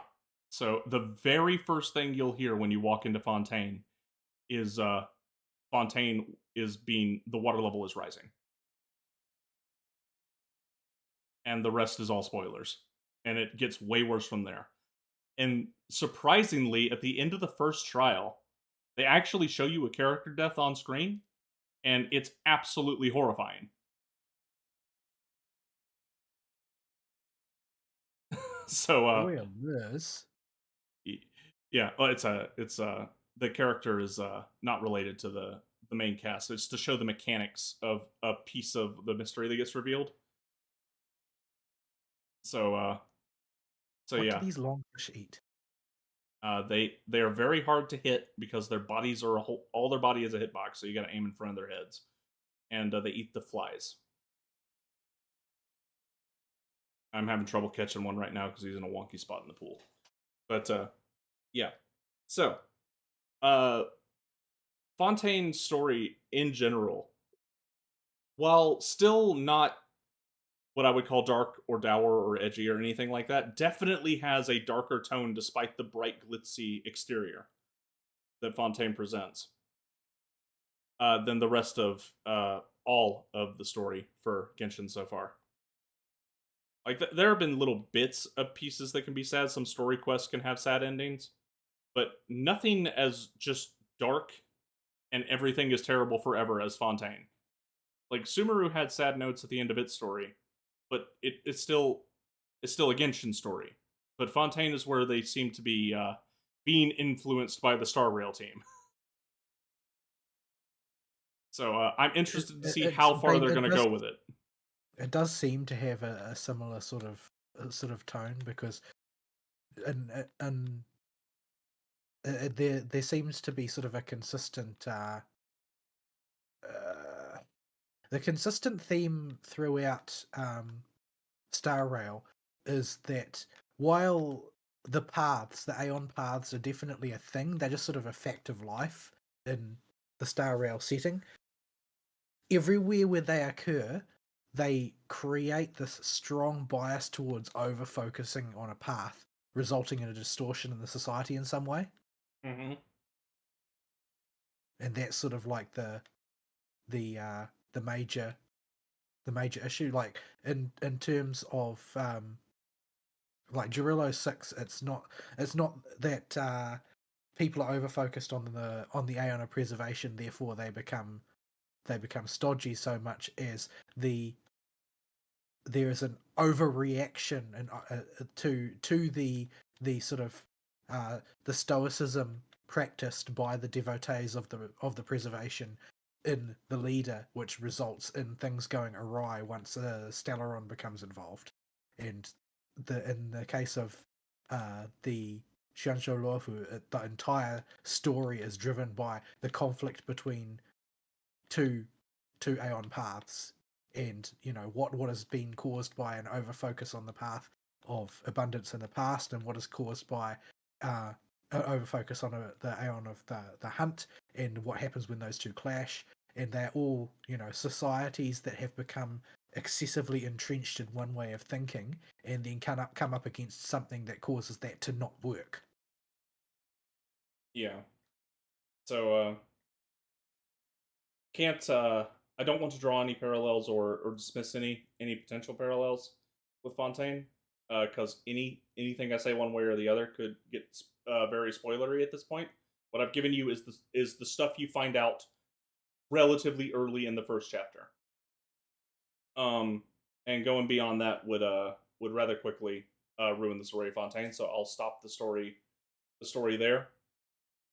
Um, but mechanically, I will say Fontaine is fun to go through. from the preview I got, it continues the whole way through.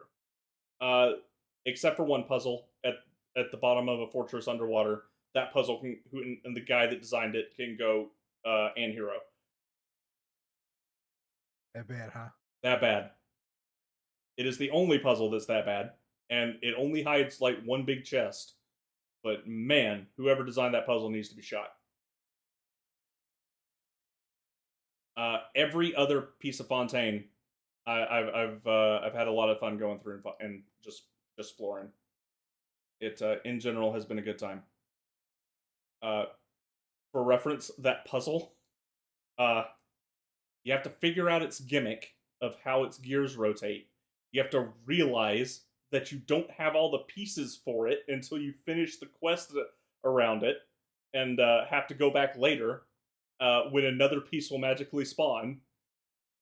And as just the kicker on top of everything else, once you do figure out the gimmick, you have to sit there and plug in gears into this clock puzzle and watch them very slowly turn on a very slow timer until they're aligned for 4 different doors.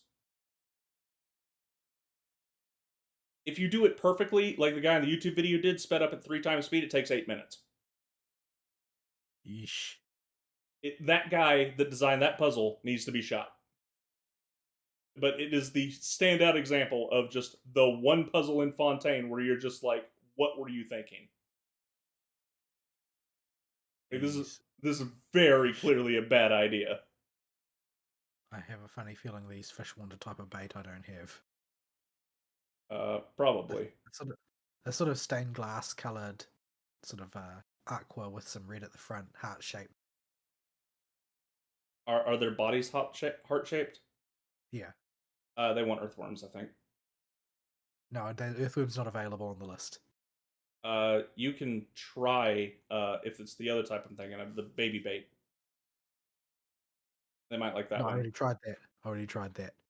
Then yeah, I don't know what they want.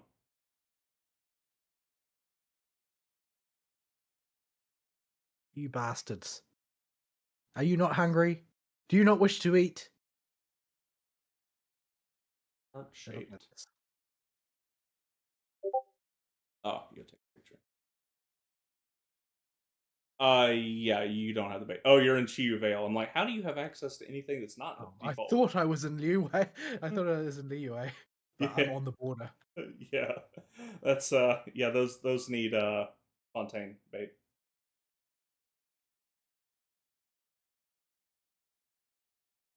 So yeah, aside from that puzzle, the underwater sections are fun.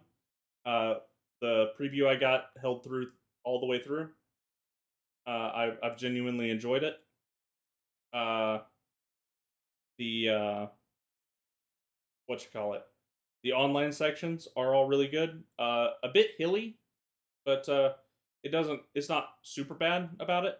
If that makes any sense. There are a lot of mountains and valleys that alternate throughout Fontaine, but they give you a whole lot of easy ways to traverse. You don't have the zip lines anymore, but they just in general are pretty good about either making sure the cliff face is shallow enough to just walk up, or providing an alternative way to get up somewhere by just solving a nearby puzzle will just magically spawn wind currents and stuff to take you up to somewhere higher. So they've been really good about that in Fontaine, which I was a little worried about because after living with the Sumeru zip lines, I don't ever want to live without them. But they've found a relatively elegant solution to get around the problem. The new problem is going to be every zone I go to after I'm done with Fontaine, I'm suddenly going to be able to drown again. Oh boy. Because the aquatic stamina bar. You put your toe in the water with little stamina, you're dead now. Yeah. Because in Fontaine, not only do you not drown, but the aquatic stamina bar is a totally separate stamina bar from the normal stamina bar. So you can actually use it as a speed boost to keep sprinting while your normal stamina recharges. So I don't really feel like the game would have been hurt in any significant way if they'd just replaced the old swimming system. Yeah, just you don't have to implement diving if that's too much work. Just apply the aquatic stamina bar to surface swimming.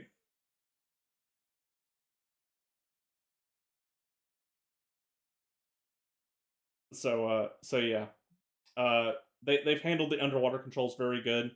I like the little dolphin leap I figured out you can do out of the water, and you can use that to cheese some puzzles if you position it right, which you don't have to do, but it's fun to find alternate ways to do puzzles. And you just angle your camera up and your character so that you're swimming diagonally, and then right before you crest the water, you do a burst of a sprint, and you'll kick yourself up in the air, and you'll come flying out of the water like a dolphin and get some major air. It's really cool. And as far as story presentation goes, it continues through with the way Sumeru did it. The Traveler has a lot more dialogue, even if most of it's inside her own head.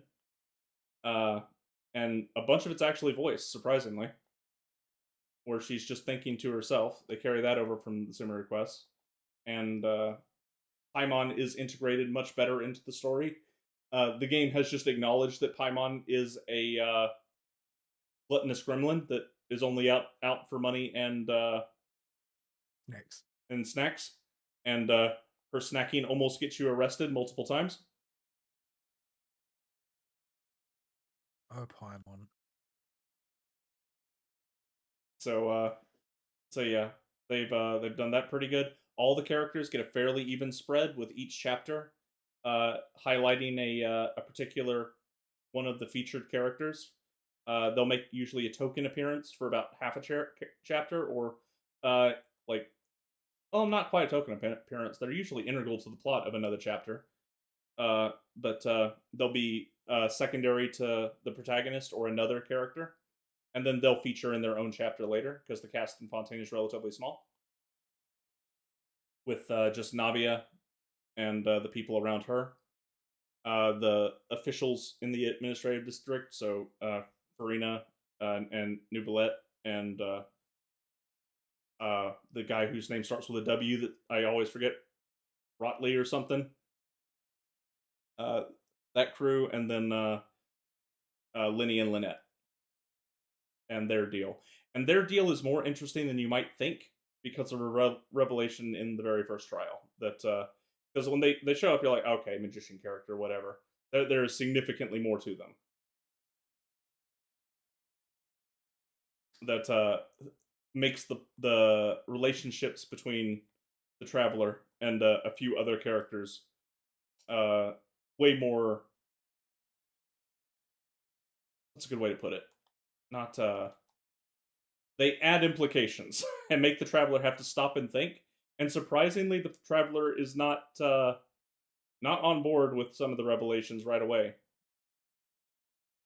So I was quite happy to see that the traveler just doesn't accept new information they don't like. In the story going forward now, they actually are like, wait a minute, no, I've seen something like this in the past, and it didn't end well for me, and it takes them a bit to get over it. So they've done a good job of actually giving the traveler proper character. So even though Paimon for some reason feels the need to talk for them, which they have lampshaded twice now in the story within Fontaine, they they're doing a much better job having them be an active character rather than uh, the thing that carries Paimon around. In Star Rail, there's actually several occasions where you're able to respond to a question or something or comment on a topic by saying basically the exact same thing that one of your other characters in your team have said, and in each case, March complains about you just being a copycat and not speaking for yourself. Mm-hmm. Yeah. Oh. Given that I don't know if they had a change of writing staff with Genshin or what happened, because the story is not just better but different in a way that's better. Like they just fixed a whole lot of the fundamental writing problems that the early Genshin stories had, and they just weren't going anywhere before, and there was a lot of issues with the way the Traveler was presented. All that had to be like pivoted from. You had to have a change in your mindset of how you're going to write this. and I don't know what happened, but it was definitely for the better. Although the Traveler has a "I'm so done with this" expression on a lot of the time now. That I'm not sure if they're actually implying anything with that, or they just look angry at everybody around them with with just kind of a bored glare, and then you'll get their inner thoughts on it, and it confirms it's pretty close to that. That So, must be the source of the meme image I've seen going around lately. yeah, they loved that.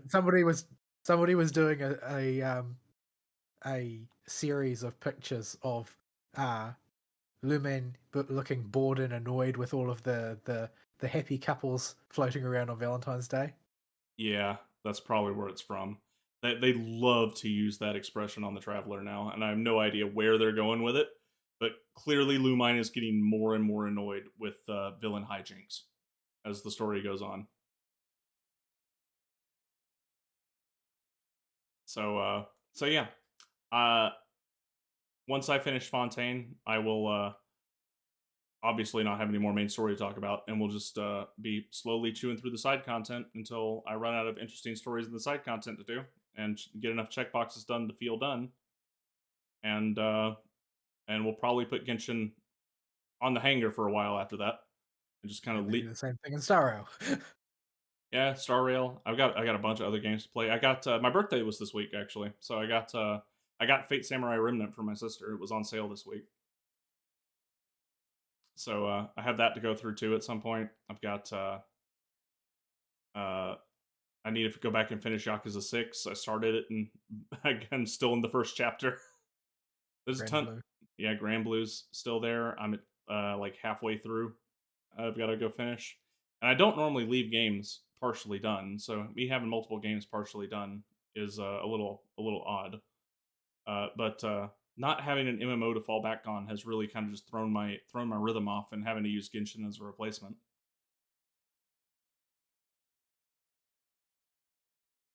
So yeah, that I think is where we're at, where I'll leave Genshin. And it segues. It would have segued better if I'd have structured it better. But into a piece of media I was going to talk about last week because we need to stretch for time. Um, so last week on my other monitor, and the week before for that matter. So for not last week, not I didn't watch it last week, but I watched it the week before and the week before that. I had on my other monitor while I was just doing random miscellaneous junk in the world in Genshin. Uh, Raincode, which is Kadaka's newest story after he formed his own independent studio and decided he wasn't going to do any more Danganronpas. And it's an interesting way to go with it.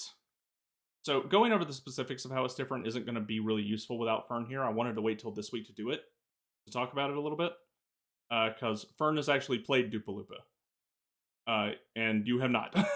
So comparing the cases against each other isn't going to help much. But what I can do is give a framing for the I context watched the first anime. that doesn't work. So in general, uh, something that surprised me about this game, Danganronpa V3 has a bunch of people that really like it, that really like Kadaka's writing style and the way he focuses on characters, and I like it a lot. There are a contingent of people who have a valid criticism, I think, though, that Kadaka needed a better editor. Somebody had to tell him, no, this is too much. And while he was at Spike Chunsoft and not running his own company, he did not have that. And V3 turned into a sprawling monstrosity with a plot that is ridiculously huge and complicated, with a meta twist at the end that you're either going to love or hate.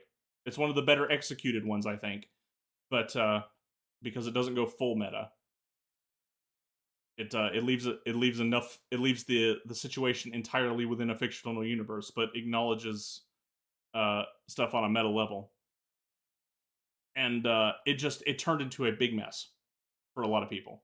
They did not like the way the story was laid out, and unless you were really paying attention and or a big fan of Kodaka's writing, it is would I can see how it would be very easy to get lost in that kudzu plot.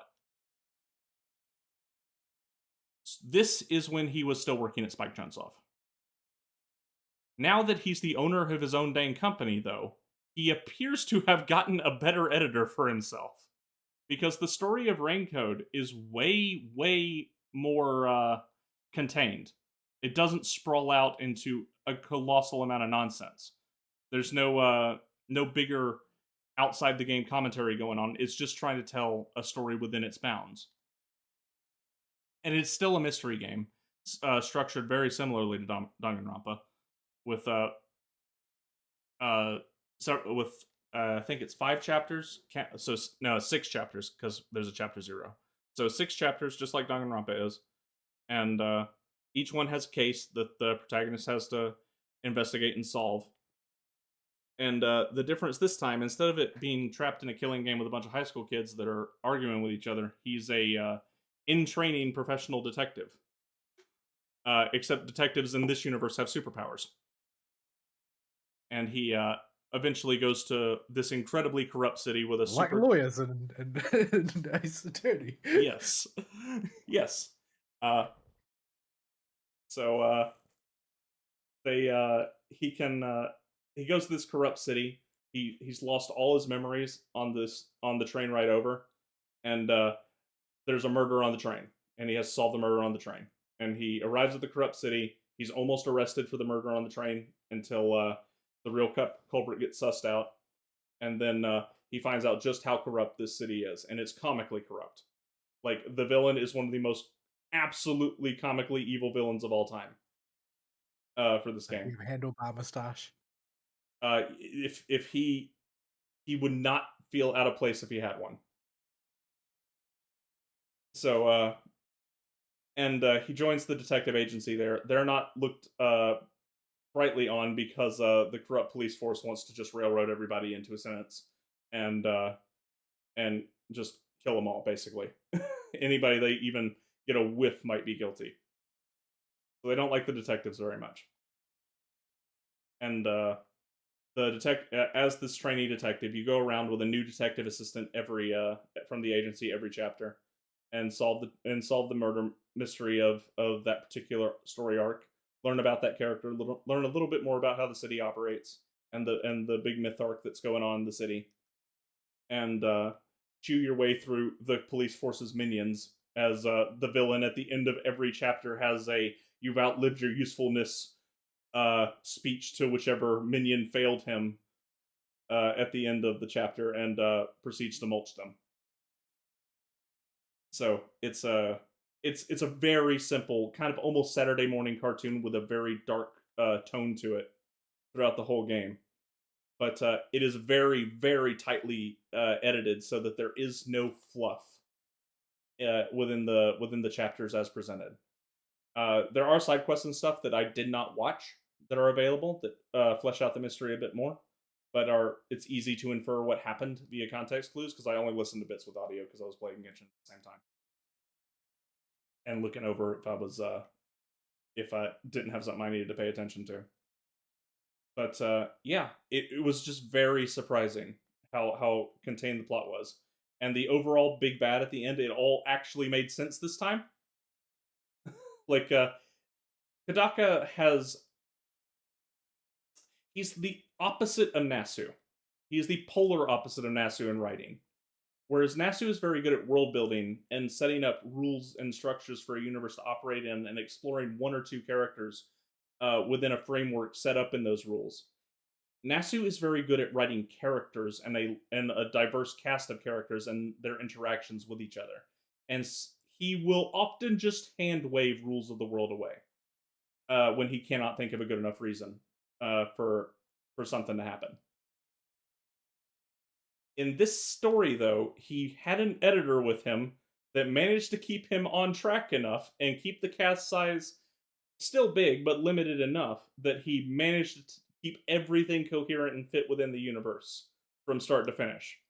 and it was a genuinely surprisingly good story. It wasn't as good as some of the better parts of Danganronpa, but it wasn't as low as its low points either, and was still solidly a good Kodaka story if you like that type of character writing. So it gets a fairly safe recommendation for people that like that type of mystery game. The big thing is, because he had an editor, the cases also didn't get as complicated as they do in Danganronpa, aside from one of the chapters. The Is a plus obligatory or a minus? depends on how you look at it, because once you once you get a handle for how Kodaka writes the mysteries, uh, it's very easy for her to suss out what's going on, unless it is a fairly complicated series of events. And there just are not that many active obstructions to the clues that are presented for every single mystery except for one of them. He could not stop himself from having a complicated mystery as the penultimate chapter, which is always the best and most complicated mystery. But it worked out fine, and it's that even that was still not as complicated as a Dupaloop mystery. It just is quite the step up from the rest of the game. And the trick used in the first trial is you got to have a brain for geometry, or not geometry, but just spatial awareness in general that can operate outside of abstract concepts of direction to understand what was going on with it, because it involves a moving train and train car swapping. But the rest of them are all fairly simple of just sussing of just process of elimination plus figuring out the actual tricks that the killers used. So if you want to stick your toes into Kodaka's writing, I think it's a real good starting point. Or if you're just a fan of his writing and want more of it, I think it's a good continuation. Um, People that are fans of mystery in general, I'm not sure the recommendation will be as strong because of just how simple a bunch of the mysteries are.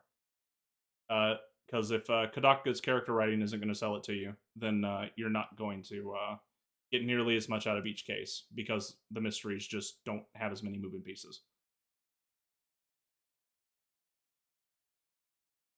So yeah, I was going to wait on Fern to talk about this and would probably have more if he was here to say on it, but he's not here. And if I let another week go by, the whole thing will have fallen out of my brain.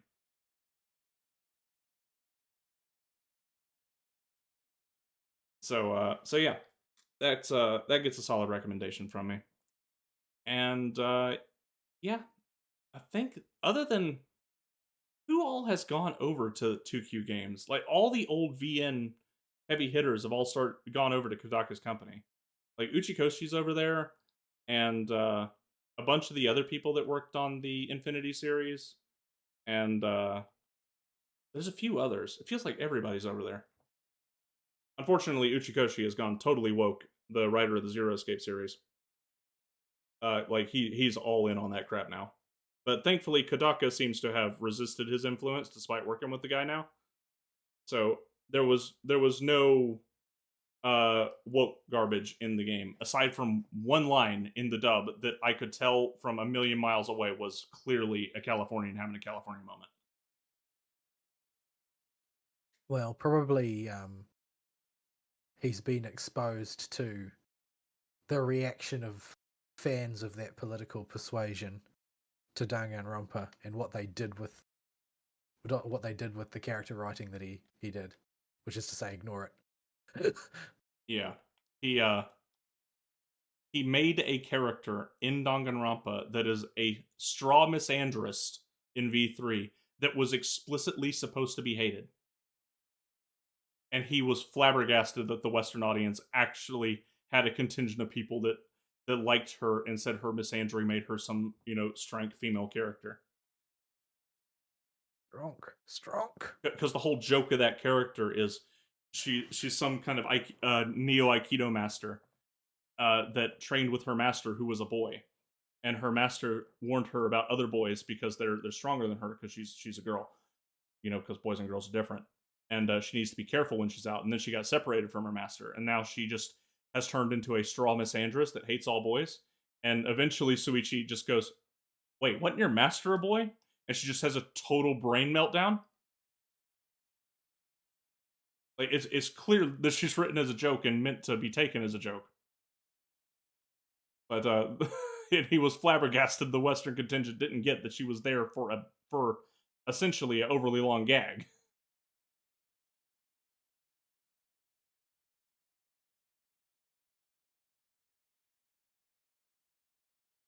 So yeah, we have stretched really hard on these, and we do have an email. Yes. So I've been harping on about mine. If you want to give my throat a break and go ahead and go through that, we'll go through the email, and then we'll probably wrap it there because there is no news this week. Yeah. Well, I mean, there's news, but it's not really worth talking about for the most part. Yeah, It's not. Yeah, I don't. There's most of the news that I've seen this week has been about either Niji Sanji or World of Warcraft, and none of it any good. so, yeah. We have so elected I to can't play. remember the last. I can't remember the last time that there was anything that I would characterize as good news about World of Warcraft. So, Yeah, where's the right tab? Here we go. So this email is from our good buddy Serithus, and he writes, Dear No Excuses, so it has come to this. I have finally caught up with the MSQ of Genshin. Started in September, and with the power of no life, I have built a suitable cast of characters. Just joking, I have like 3 half teams. It would be much better if I could get the other half. Ruthlessly is my main, and it has great sustained DPS and survivability, but practically no group synergy. The only way to squeeze out more from him would be having a pyro applicator, like Xiangling, something I should have realised months ago. In fact, I'm busy leveling a whole set of characters to be support for Lightning Tits and Navia. Nahida eluded me despite pulling for her 7 times. On the Star Rail side, I got Dragon Boy, then 7 pulls for his weapon left me with a whole lot of Tingyun copies. Already had her at C6, so now I'm sitting on a ton of Starlight that I can't spend on anything. Haven't been having a great luck on the gacha here either, but hey, at least you can go on vacation to Disneyland after being roped into all that bullshit in the Luofu, a place where you have infinite free ice cream, nothing goes wrong, everything is luxurious, nothing goes wrong, and you can be immersed in a place where your only job is to have all the fun your credits can afford, and nothing goes wrong. So yeah, I have also finished this particular MSQ too. Since it was Act 1, it was mostly world building and setting up the dominoes to fall later down the line, but I really like the aesthetics and the puzzles. miHoYo keeps coming up with new ways to entertain the player. Seraphis. yeah. We touched on a lot of this. I think with the stuff we covered in our weeks, specifically the stuff in Star Rail with the new zone. But yeah, Yeah, the general overall feeling about Star Rail is sort of a theme park. Like every world has its own sort of like characteristic puzzles and rides, so to speak, things that you do in those areas. Like there's this weird sort of Rubik's Cube esque puzzle that keeps cropping up everywhere in Shansho Lofu. And then there's these weird mechanics where you adjust people's emotions in the dream on Penacony and that sort of thing to get different results, and these weird little puzzles where you turn into this weird little creature and run around as a miniature sized person, and like lots of weird stuff, but each of them is sort of like unique and characteristic to the planet that they're from. yeah. That seems to be a theme in MiHoYo's regions in general. In a game, when they introduce a new, we'll call it region, but it can be world and Star Rail, etc. Uh, they always need to do something different about it to distinguish it gameplay wise from the stuff around it. Like even in Genshin, you've got like Inazuma has the zippy Spider Man feathers and the what you call it, the cube puzzles. Like those are exclusive to Inazuma. And then Sumeru has the grapple points and the withering zones and all the miscellaneous junk in the desert puzzles.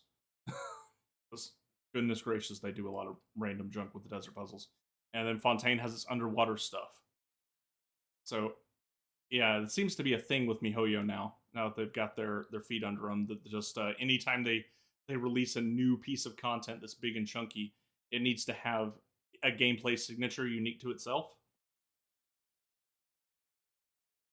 Yeah, I wonder what they're going to do with Zenless Zone Zero.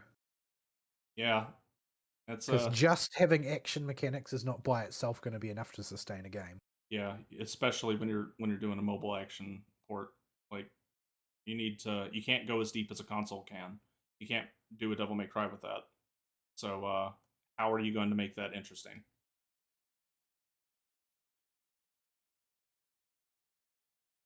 So yeah. And as for Gacha Luck and MiHoYo games, all you can do is hope you win the 50-50s if you're a normal person. I mean, Like, you the option for whaling is always there, and they really want you to use it. yeah, we talked about this a good bit before the show, and maybe a little bit on it. I can't remember exactly the timing of when we talked about it. But both of us have the funds. We could whale if we wanted to, but it just doesn't feel right. Because at that point, you're I mean, just good. occasionally I have in the past. Like when Merlin came out, I wailed for Merlin, and when Skadi came out, I wailed for Skadi because I don't have the sort of luck that allows me to pull things first go. I didn't need to wail for Castoria, I don't think. No, I don't think I did. Um, I also wailed for Meltrilus when Meltrilus came out. But when I say wailed, I mean I bought one pack of quartz. Yeah, that's So by most modern estimates, that's still dolphin tier, I think. Because the whales these days, have you seen how fat they are? I don't really like to think about it. I'm sort of I'm assuming that a lot of the whales are just actually like streamers who they are writing it off as a business expense, so to speak, I, because they got planning to make content. I'm sure they're a contingent of it, but I would imagine there are people that just get sucked into the FOMO and the Well, completionist I think mindset. I think a lot of those people are also watching the streamers. Yeah. I mean, I can sort of understand that. Like, it's there's lots of characters like they really are playing hard on hardball on Star Rail with making you really like a character and then putting them on a banner. Like the one that I think is really starting to simmer right now is that there appears to be well there's a character who in the English is named Firefly who a lot of people I haven't played the story yet so I don't really know the deal but a lot of people become very fond of her over the course of the story in Yeah. Penacony and the recent leaks show that she is even though her mechanics aren't established yet that she's scheduled to be on a banner in like 2 or 3 patches time Yeah. and like the player base is like at present like completely in love with her. Yeah. That's something I am generally would be if I was more inclined to spend money in these games, I would be very vulnerable to. Like if I wasn't already if I hadn't already pulled Navia, her chapter is chapter 2 of the Fontaine story, and she makes an appearance in chapter 1. And I would have pulled her for that. But or at least attempted to pull her for that. But yeah, they're real good at least dumping your getting me to dump my what some of my bank to attempt for a character with character stories. And if I was so inclined to spend money, they would probably get money out of my wallet too. So very, it's just whenever it's these gotcha games, even Mahuya is bad about. They're particularly bad about being cynical with their gotcha. But to any of the gotcha games, really, just there's enough ickiness in the feeling of what they're doing to me that I can't quite justify going full whale for any of them unless they already provide me enough currency to buy basically get any character I want as long as I play diligently. Yeah, but unfortunately, Genshin in particular doesn't quite hit that threshold. It's sort of It's famous no, for it. yeah, it's nowhere close. Like right now, I'm able to rebuild up to 50-50s and stuff, but that's because I've got we've still got content to go through. If when I run out of content, the ability to pull on the gotcha disappears effectively, unless I Yeah, turn that's what I've seen a lot of people talking about right now because for Fontaine came out what 6 months ago roughly, something like and that. at this point, the vast majority of the consistent Genshin players in the player base have exhausted all available sources of quartz that are not the um, the Lantern Right, Mm-hmm. and that basically means everybody can now see exactly how many pulls they've got in between now and like the next major release. So everybody's like, "Oh, when is Pyro Archon coming out?" Because they, they can see that they're running on empty. There's no no more no more Primogems coming down the line. Like it's really going to be. These are the times that cause people to drop out of games, like when they feel powerless. Yeah. And it will be what makes me put Genshin down is eventually I will run out of chests to open, I will run out of quests to do, and I will not have an income of Primogems anymore. And the if I can't pull on the gotcha anymore and I can't do any more quests, I'm not going to keep playing your game. Versus like Blue Archive or Pinecone, where as long as I played diligently, I would at least get to pull on the gotcha and try out new characters.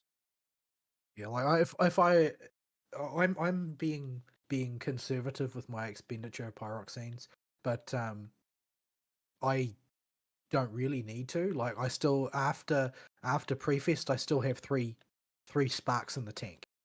I can just pull as much as I want, really. If I just decide if a character comes out and I decide that character's cute, I want them. I don't care whether they're good or not. I can just do that, and it's not going to affect me meta wise because I still have sparks, plenty of sparks, and I haven't done anything like to do that. Like I bought pyroxenes once ages ago for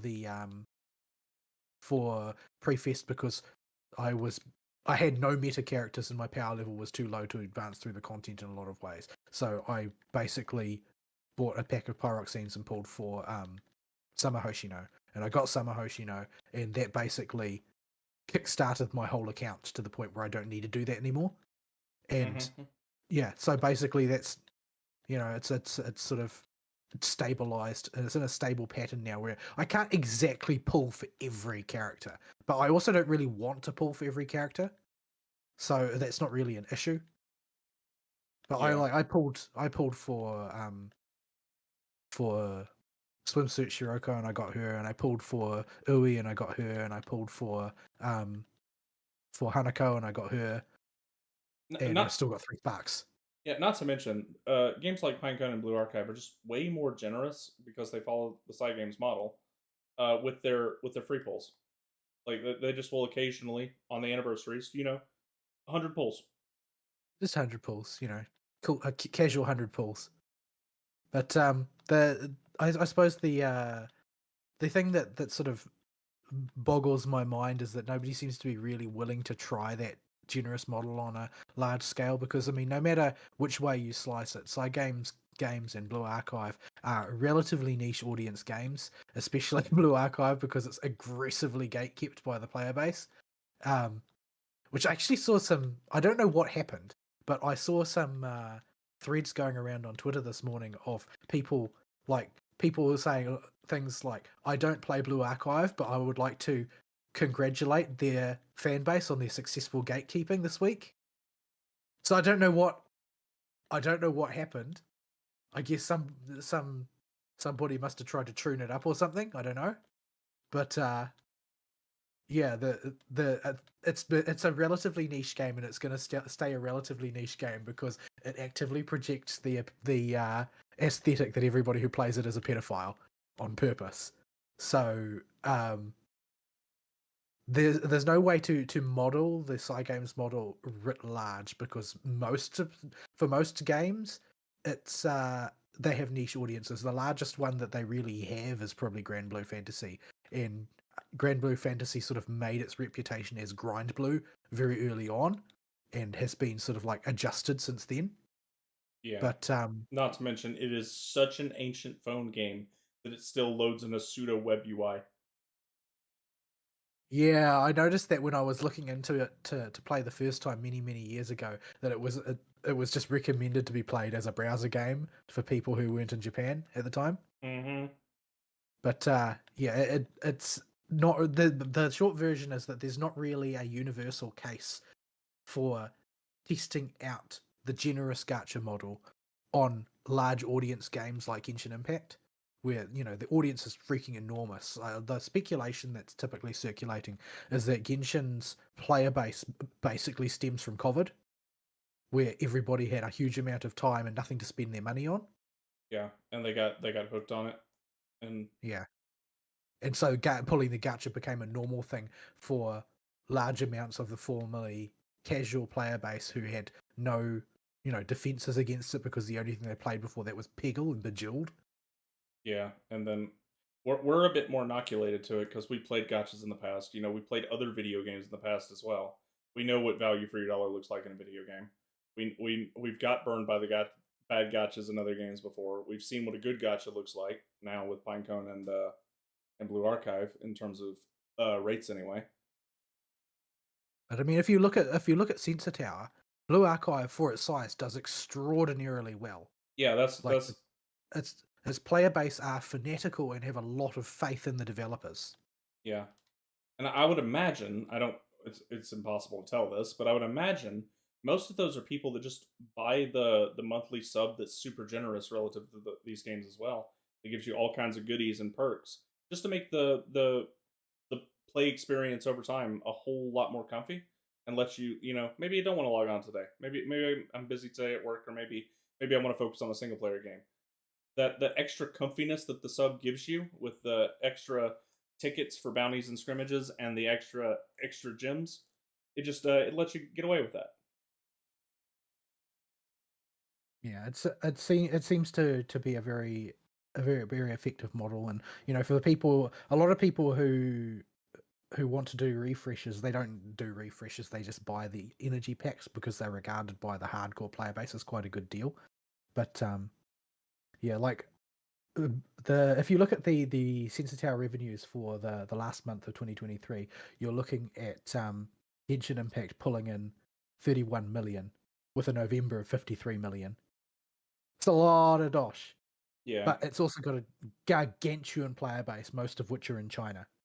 Um, by contrast, Blue Archive has a minuscule player base, but they still pulled in 5 million for December, 6 million for November, which puts them ahead of most of the rest of the field, apart from like new releases and FGO, Genshin, Honkai, and a couple of other really big ones like the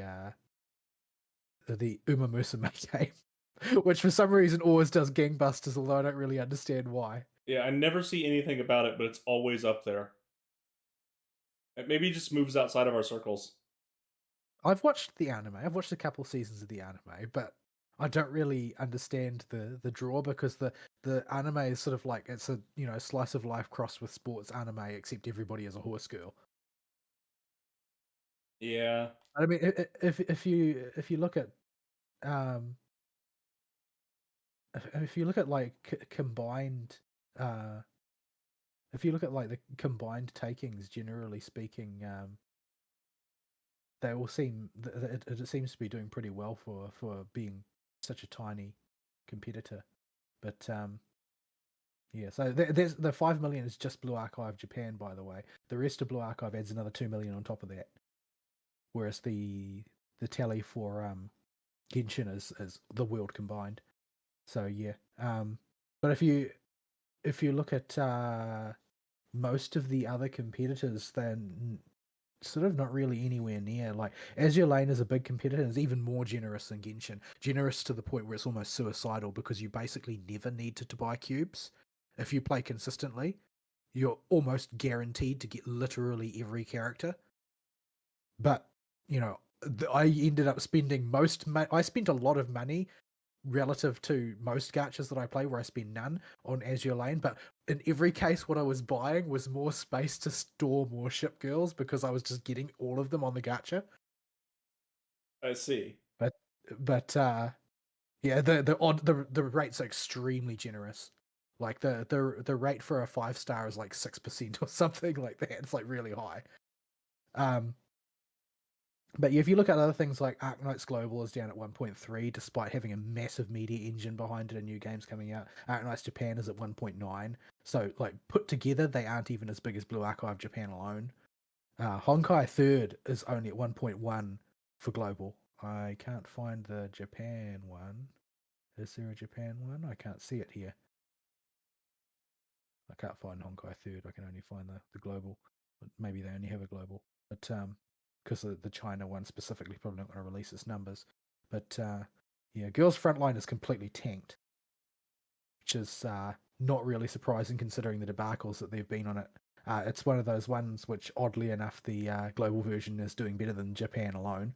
But between them, they only have like 150,000, despite the fact that they were once really, really popular. What else is there? Any major ones here? Yeah, Punishing Grey Raven is sort of sagging a bit. I think that that's probably to do with the content cadence. Some people have complained about that. Production values are really good on that one. I've been meaning to try it out, but there's a lot of competition coming down the pipeline for it. But that's doing, between both versions of the game, that's doing $1 million in a month. Which, I mean, that sounds like a huge amount of money, but it's not relative to some of the heavy hitters. Reverse 1999 came out with a hiss and a roar, but I think people have already gotten tired of it from what people have been saying. And that one's only at 1.1. Precon. Precon's still doing 1.3 in Japan. But there's no global one here. Where is global? Where's Precon global? That's the only gacha I've ever played where I could literally pick up any character I wanted. I had almost every limited character in the game. I also almost have the fishing achievement for Genshin. I've almost Well, got. you would have been happy to spend money on Precon were it owned by anyone else. Yeah, I would have bought the comfy pack and really just been golden with that one. I think more people than we realize are in that same boat where they're just like, we weren't going to give money because it's Crunchyroll. Yeah, I mean, on one hand, there would be people who would blame the player base for it dying, but I still see that as well. I mean, what are you going to do when there's a bad steward? What can you really do? Oop, that's all the fish and Chivos in Genshin. All right, I'm done until they release new stuff for fishing. All right, Estelle. Hey, I am a firm believer in the Estelle philosophy of if it's a problem, just hit it with a big stick. Well, I started fishing today, and I'm up to 33% achievement progress. There's one that is catch 2,000 fish. It's a lot of fish. Yep. I have not caught 2,000 fish. Most of them I have caught during the show. From going around your world and Fern's world and my world, it just cleared out all the fishing ponds. How dare you? So I do not need to kidnap any more fish. I bought everything from the fishing vendors. We're good. I don't know where. Is there a Liyue fishing vendor? Because I don't know where the fishing vendors are. I only know where the Mondstadt one is because it's where the tutorial puts Yeah, there's a Liyue one. He is at the harbor. On one of the big boat piers on the the harbor or the dock, because they're two different places. Oh, hang on. What's this place called? The dock, I think. The harbor is the big one where all the lantern right stuff are, and the dock or the pier is the little cargo one. Yeah, the one on the right side, the far right side. He's all the way at the end of the bottom jut. I zoom all the way in, his icon pops up. Yeah. So yeah, I mean, there's gacha. I don't think really want to say very much about most of the other topics. Like I've sort of watched on in morbid fascination, watching the Niji Sanji thing unfold. Like I never watched any of their talents, not even once, because I got a sort of a feeling that the company was kind of skeevy somehow, although I couldn't really explain why. And it seems like that's sort of been borne out more or less. But for those that don't know, one of their most popular talents, who went by Selin, was sacked all of a suddenly. There's a bunch of internal drama going on, and apparently she'd been hospitalized for a suicide attempt that was caused by basically bullying within Niji Sanji. And there's a whole bunch of bickering and sort of people sleuthing around trying to find out like the inside story about what's going on in Niji Sanji. that is causing all this to happen. And the general consensus seems to be something along the lines of when they launched their EN division, they had recently uh, closed down an India division, and rather than rehiring for successfully implementing an EN division, they just rearranged all the staff that were involved in the India division that were still staying on. But the ones that still stayed on, of course, with India division shut down, that means they lost all of their any multilingual Indian Hindi speakers that they might have had, and so everybody who stayed on was just Japanese speakers, which meant that they had an EN division and essentially next to no ability to communicate with their talents. So what ended up happening based on the stuff that I've pieced together from the absolute deluge of information that's flying across my timeline is that an individual from the first generation of Niji's EN division who was genuinely multilingual uh, ended up becoming like their go-to person for translation. So there are a few multilingual individuals, and they were basically utilized as proxy translators. But one of them was from the original generation, sort of, the Dai Senpai character. And she basically ended up constructing within Niji Sanji a middle management of which she was the top, because she was the only way to get to the big bosses. And basically she used this to drive nepotism hires all throughout the EN division of Niji Sanji. So basically any talent that wanted anything, whether they wanted perms for a game, or whether they wanted a green light for a project, or whether they wanted funding for anything they wanted to undertake or anything like that, they all had to go through her because she was the translator.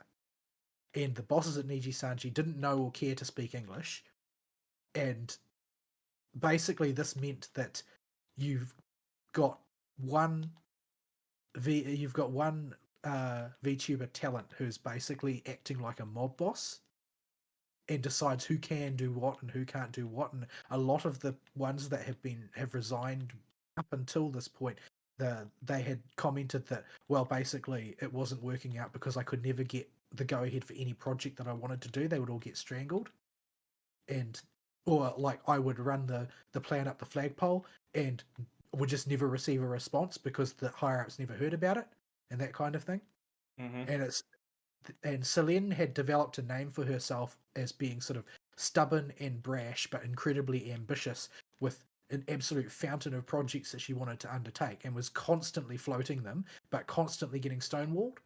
And basically, she ended up being she was on the outs personally with the sort of the middle management mob of old school EN livers, and basically it sounds like they were suppressing her career on purpose just because they didn't like her and picking on her generally. Yeah. And that's basically what was going on there, and that's ultimately what was behind her quitting, was that the environment was incredibly toxic to anybody who stood a chance of pulling ahead. Sounds like it. And It if sounds you like look at, typical mean girl behavior if a mean girl gets in charge of something.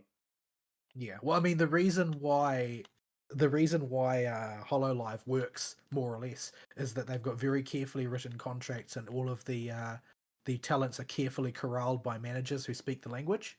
Yeah. But it sounds, yeah, it sounds like it's basically a mess at Niji Sanji, and everything is being run by fear. And if you look at the numbers, like the sub numbers and that, um, Salin's reincarnation as Doki Bird has passed Pandora's, what's her name, Pandora's sub count, and she's the one who's running the racket. So basically, it looks from the outside, as somebody who doesn't watch any of Niji content, like essentially Celine was being suppressed for being too successful. Yeah.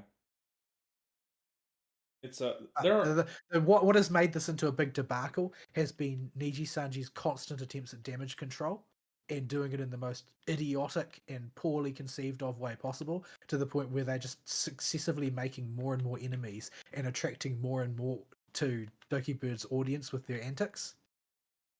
yeah. It, I have only caught the very periphery news stories of this and like seeing the headlines fly by in the timeline kind of deal. But I haven't looked into it at all because I don't follow I haven't Nijisanji. looked into it at all either. It's just that the Twitter algorithm seems to think that there is nothing in this world that I'm more interested in, and I absolutely need to know all of the dirty details of Niji Sanji. Yeah, I don't use the Twitter, so the most I get is a few drive-by headlines on the news sites that I just don't click on. Yeah, like I am very much a victim of Twitter, and the fact that Twitter decides what it thinks I'm interested in, and that's what it will inform me about. Yeah, yeah. This is why I'm so glad I don't use any social media. It is extremely dangerous, and I'm sort of at the point where I can feel the danger of it. Like, uh, it's definitely checking the Twitter is definitely addictive behavior. You can feel yourself being drawn back to do it, Hmm. even if there's nothing in particular that you want to see. You can feel it happening, so you have to be very careful with it. Like, Yeah, it's definitely a good idea to make a habit of just putting it down and not using it at all periodically, because you need to maintain the ability to do that. It definitely feels like addictive behavior. Like, if you get into the habit of like just drinking alcohol or just smoking cigarettes all the time, then it just becomes compulsive behavior, and you can't function without doing it. It's just automatic. yeah, And Twitter definitely feels the same way. Like, I don't think that it's got its talons sunk that deeply into me yet, because when it's on the weekend and I'm not like constrained to using my phone because I don't have access to anything else to do at any point in time. If I've got like chores to do or I've got games to play or whatever, then I don't think about Twitter at all. I just put down my phone and do something else. But when you're lying in bed and can't quite be bothered getting up yet, and there's nothing else within reach to do, it's very easy to accidentally lose 2 hours to doom scrolling Twitter. It's very dangerous. yeah. That's a good way to put it. Like that niche in my life to let people know what I'm doing. I don't feel the need to extend that to the global world when I talk about my life. Like if I did something that I think that like you or Fern might find interesting, I'll post it on our Discord. Or I'll just I never tweet. I never tweet. I use it as a glorified news feed. oh yeah, and I I'm always keen to see what Elon thinks is important.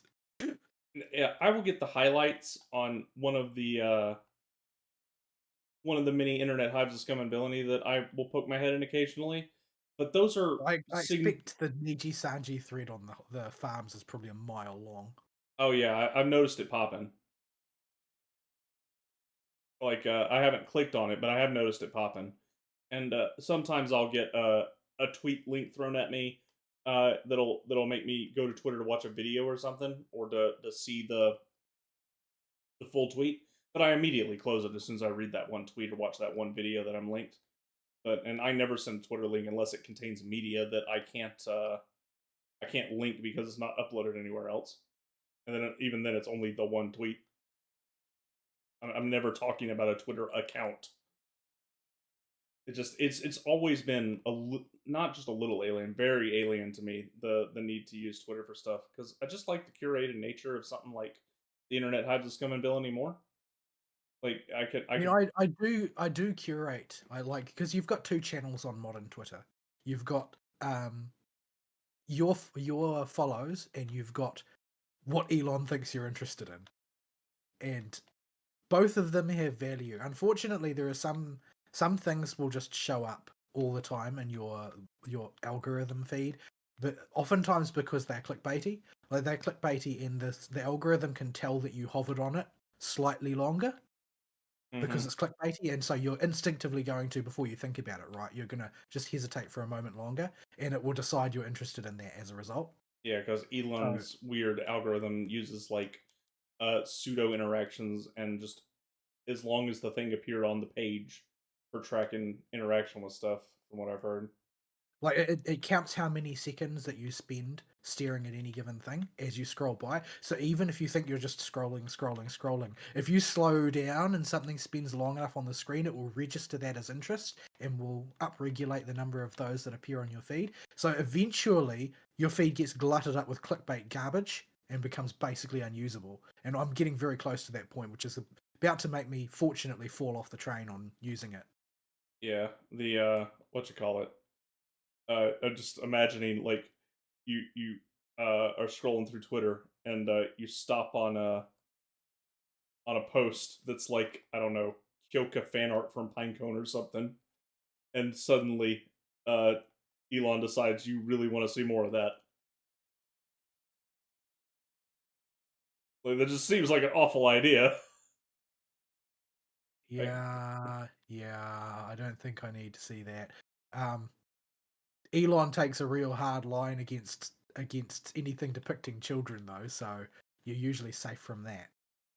so, oh, Kyoka might finally be rescued from the fandom. Perhaps. I mean, it used to be pretty bad. Like you could run across that stuff on accident, and I had before as well, which is quite alarming. But sometimes quite graphic stuff. But Uh, since Elon took over, it's basically been stamped into non-existence, from what I can tell. yeah, I heard there was a another type of culling where a bunch of Final Fantasy 14 accounts disappeared off Twitter, and I didn't really think much of the headline when I saw that at the time, and until I saw it again shortly afterwards, and I looked at the actual article this time. It's like, oh, there were a gazillion erotic Final Fantasy 14 accounts that did not do kosher things, and they there were the sheer number of them that just got deleted hurt me a little bit. Like, oh man, I had hoped better, humanity, that there were not this many of you that existed, especially only in one video game. Yeah, unfortunately, there are certain servers of Final Fantasy XIV, and this applies to most games, which are wretched hives of scum and villainy. And wretched hives of scum and villainy tend to attract more scum and villains over time. So as soon as something becomes a locus for those people to gather, it tends to get worse and worse and worse. Yeah, the only way you can run a hive of scum and villainy is if you run it like the bar at the end of the universe that Null does with the farms, where you allow anything and aggressively moderate the few things that you say no to. Like, you're not allowed to do the illegal garbage. We'll call it, just not get our episode flagged on YouTube. And you have to hire a team of people to aggressively make sure that that crap does not make it, and that people follow the rules regarding questionable content. About the only way your hive of scum and villainy can survive, and most people are just too lazy to do that. The only reason Noel can do it is because he's crazy autistic. Oh, oh, I, I didn't realize that Ketching actually won the kite flying competition. did she? Yeah, it's not actually mentioned in the main plot, but if you find her and talk to her later, uh, she's being uh, told in no uncertain terms that she is not necessarily all that by Cloud Retainer. Oh, I see. Didn't she use a normal kite without the booster on it? I'm not sure, but that is one of the two purposes. Uh, the other purpose of her conversation appears to be an attempt to offload surplus tea. Oh, right, because she bought all that extra tea.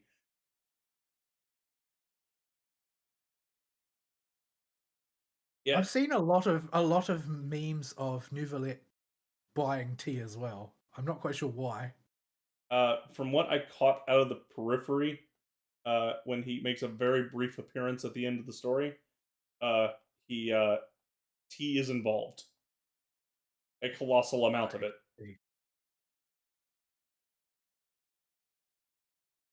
The meme that I've been the most confused by that coming out of Genshin is the I don't know where the meme actually comes from because I don't think it comes from Genshin, but it's always um Zhongli and Neuvillette as Toothless from How to Train a Dragon dancing. I have no idea. This one's gone right I- over I've my s- head. I've I've seen like a dozen different forms of this meme all over the place, and I'm like, what is this all? What does How to Train a Dragon have to do with Genshin, and why is it always the same two characters? I don't know. I don't know. I don't tend to stew in the mainstream of internet meme culture, so most memes just pass me by. But I have a funny feeling that most of this crap exists on TikTok these days. If the opossum is to be believed, yes, he is constantly evangelizing to me about how great TikTok is, and I'm just like, nah. According to series Fauna, um, if you use YouTube Shorts, you will get the old reheated memes from TikTok rather than getting them from TikTok directly, I, which is I what she does. I hate short form content like that in general as my watch type content. If I'm going to, I've heard it like actively reduces your ability to hold attention on things. yeah, I I very much prefer to turn like I on my other monitor. If I'm doing something else, it's always a podcast, an audiobook, a But cutscenes from a video game. I won't actually start a video on my monitor unless it is more than a quarter of an hour long. Yeah, it is always stuff that is more than 15 minutes. And if I'm sitting down to watch it, same deal applies. It has got to have some chunk to it.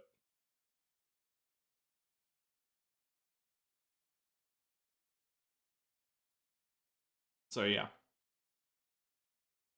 I don't understand this trend of short form content. It clearly has a market, and that market ain't me.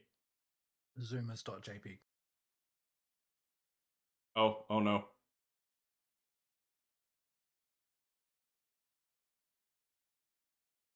I was underneath the water, and I found a puzzle thing, and I activated it, and I spawned a whole bunch of submarines that are attacking me.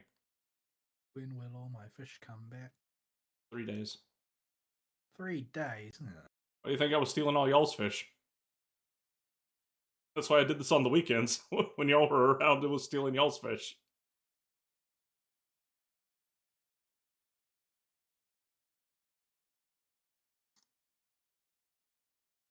Oh no, now it's dark. I gotta pull the traveler back out to smack the underwater node. Hmm.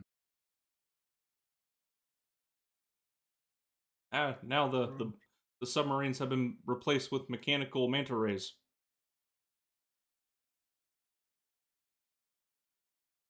Ah, I got a precious chest out of it. I'll take it.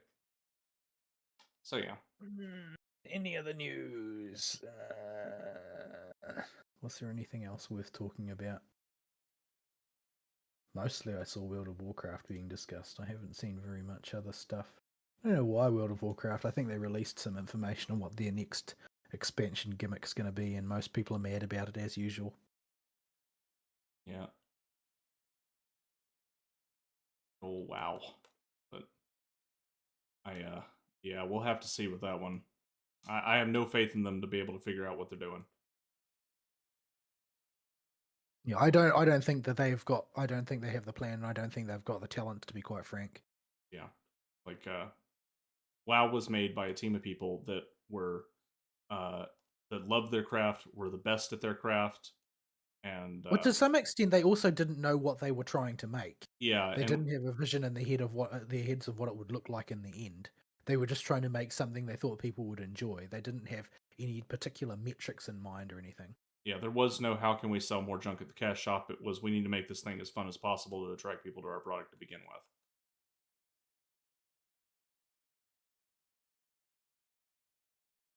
But yeah, that mindset is definitely not what the current World of Warcraft team has. Uh, I would be surprised if they've even played a good game before. They all probably You would think that they would learn some lessons after seeing like D4 get completely roasted. No. I I think mean, I guess that they feel that they've got enough players remaining to justify it, but this surely they can see that it's not as big as it could have been under different circumstances. if they stop to think about it, probably. But I think it's just too easy for people, especially in that tech sector where they're all patting each other on the butt. Just go into abject denial about that kind of thing. Be like, not happening. It was actually great. The people that are mad at us are just haters. I can totally see that.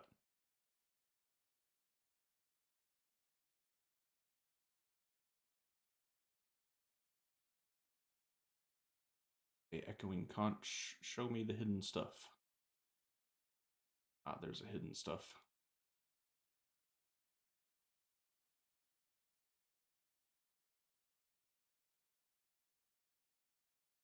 You showed me a Numa block that I don't need.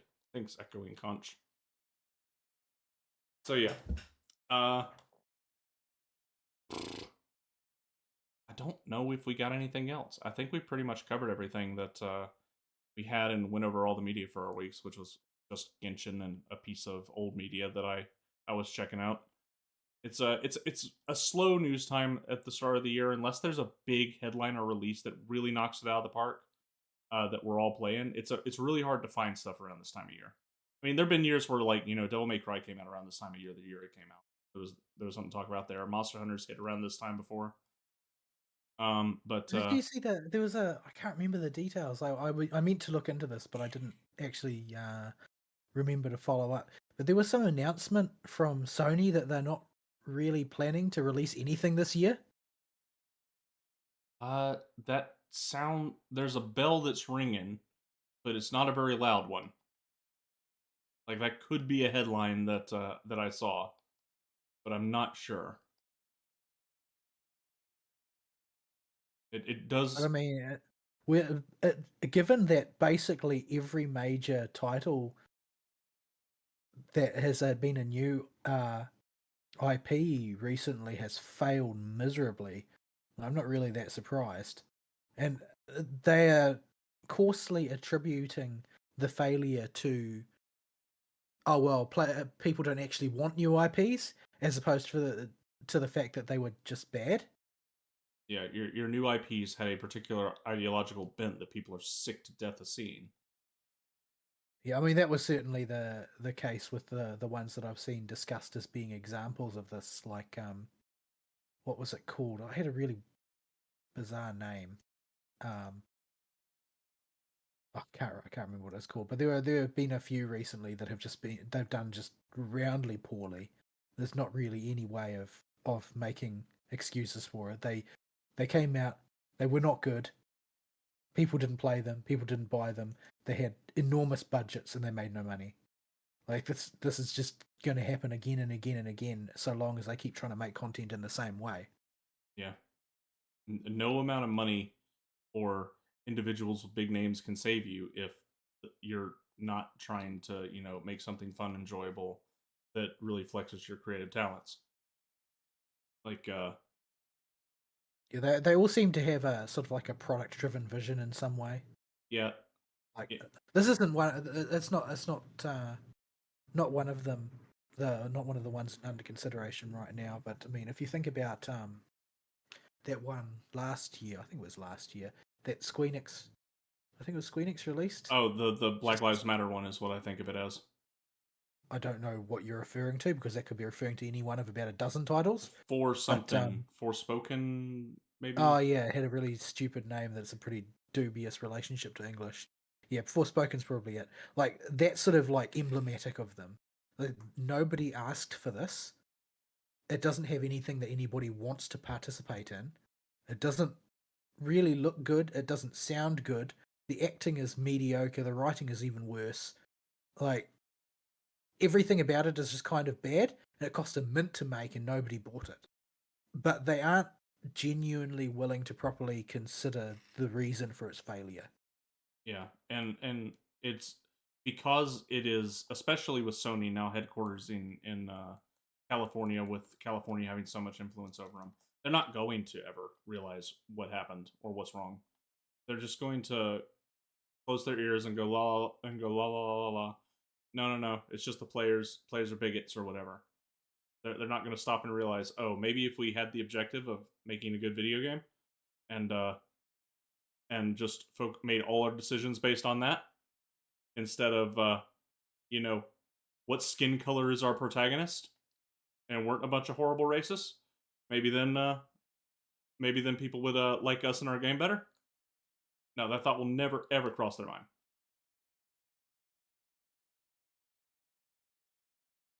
Yeah, I think the attitude that I've seen online is that generally speaking, the Japanese gaming contingent view Sony as traitors in like the nationalistic sense. Like they actually view Sony as a company that has betrayed its motherland, Yeah, and their logic for this is founded on the Californication of video games. yeah. When I think of the Californication of video games these days, it's not a specific video game example that comes to mind, but and it's not even their crazy ideology. It's their dirty appearance and their just lack of aesthetically pleasing characters, especially girls. Well, I mean, we saw the debacle a couple weeks ago over Stellar Blade, right? Mm-hmm. Like that just all reads like cope to me. It's like there's this game which is clearly built using TNA as an appeal factor, and it's very successful at using TNA like that. And oh look, the model for the main character does look exactly like that IRL. So all of their reasoning that video games with attractive women, oh well, they don't look like real women, well that goes out the window because we can just look at her photographs. And since she's a model, there are plenty of them around. Yeah, and you can whine about touched up models in Photoshop all you want, but there's a limit on what you can claim with that as soon as you get past about 3 or 4 different photo shoots.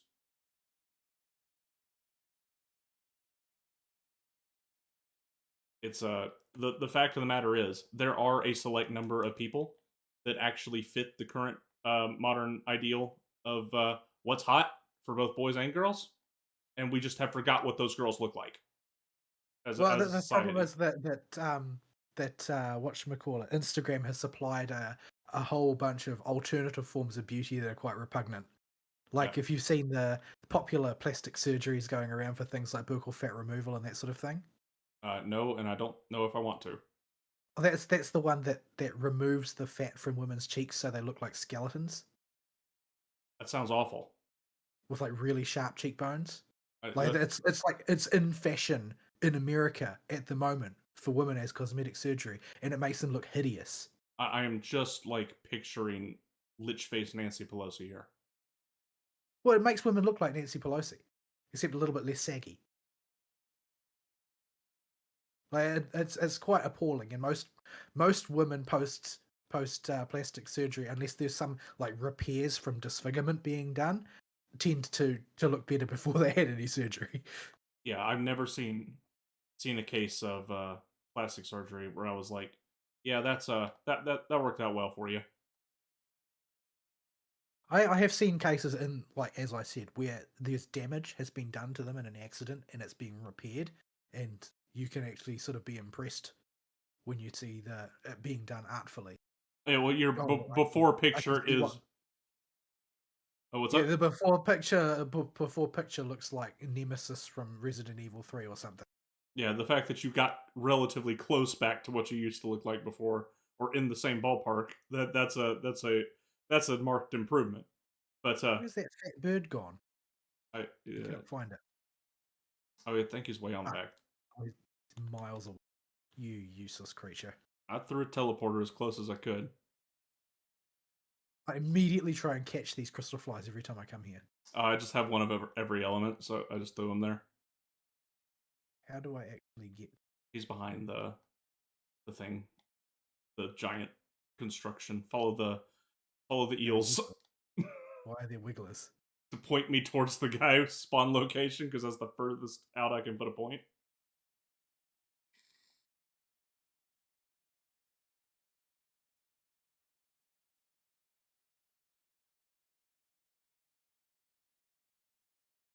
buy more rocks. Joe rocks. Enjoy the Matrix. I never asked for this. Oh, enjoy the Matrix with dark cannonballs. Well, that really messes with the skybox. But so yeah, it's it's unfortunate that gaming's gone that way. But Sony needs to get kicked in the teeth over garbage like this. Like, Yeah, I mean, it's sorely needed, and I don't think that they haven't understood so far what makes games popular or unpopular, and I think it's going to take a long time to sink in. I think that we probably won't see any change in approach until things get so bad financially that they actually have to completely restructure the department.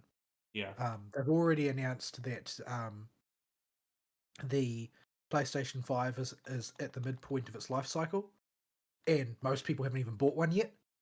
So I think that they're probably going to have to be quite cognizant that they are cycling through customer goodwill much faster than they can afford. yeah. It remains to be seen whether they will accomplish this. But I guess it's not impossible. But I don't have high hopes. It they a series of events needs to happen. They need to both uh start hurting financially, and we need to have examples out in the market publicly of games that don't prescribe to all this garbage doing well and projecting themselves as the answer to a lot of the current I don't. junk. I think that that has to happen sequentially though, because if you look at like, um, let's say Stellar Blade comes out and does outrageously well, it's sort of up in the air because it's probably not going to be a very good game. A lot of those types of games aren't. But let's say it is. That's not going to affect anything because it will just get dismissed as something toxic masculinity because that's the current sort of the zeitgeist in that development environment is that you can put things down to that and that counts as a good excuse. Do not There's talk to not my the rock. people. There's no real politic taking place in the games industry now. Like none of them in the West are concerned about making a good product. They're concerned about not offending people who can do them social damage. Yeah, that requires a whole cultural shift that will take even longer to get out of at this point. The West has done a very good job of entrenching itself in there. Yeah, In well, I mean, you can get rid of it just with persons. If you just get rid of the right persons and enough of them, you can still accomplish the same ends. And then you can alter the zeitgeist from the cultural end simply by having different people being the people producing things. But that requires you to get rid of the deadwood first, and the reason for that is that the deadwood are simply their concern is what other people think of them, not what their customers think of them. Like a lot of them are ideological, but what prevents people of that ideology from changing their ideology is that the penalty for apostasy is death, essentially, in a professional sense. mm-hmm. So they can't afford to change their point of view because they don't know who might be listening. And so they're all self reinforcing because they're all looking at each other, knowing that none of them can be the first one to bend because the others will pile on them.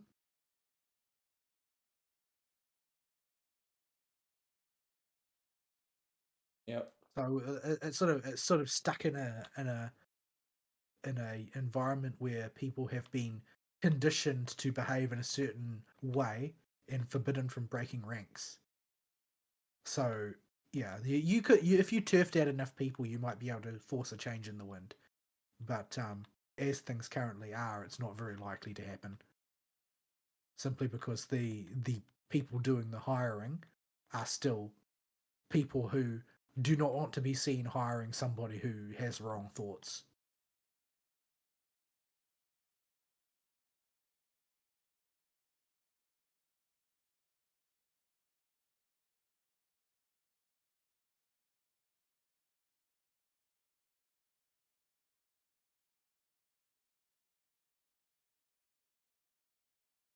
Hello. hello, hello Yeah, over there. I hear you. I don't I don't really know what to add to it. I don't disagree with you. I'm just I don't really know what else to add to it. It's unfortunate, and the only thing we can really hope for is to get some funny stories out of it that we can comment on. I have no idea how this little game works. I think you have to reset the scores and then both people get on the pads and jump. You have to keep jumping to light up all the lights. Very odd toy. Got it from the vendor.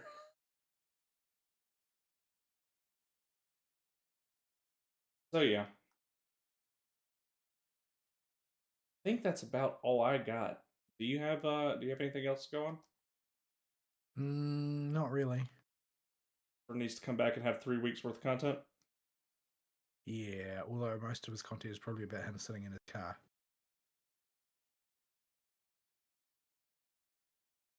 Yeah. Understand how Yeah. this works at all. Yeah, I'm very odd little game. Your lights are behind you. Reset the scoreboard. Oh, I see. So I have no idea what the how you make it score.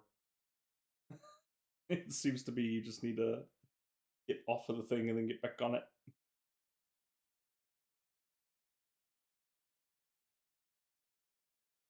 Anyway, we're thoroughly distracted by a dumb mini game in the housing system. I think we're gonna call it there for the week, folks. All right.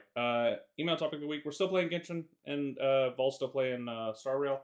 Uh, if I have a colossal work fire to put out this coming week, and it may wind up eating the whole week, so I may not have a whole lot of free time.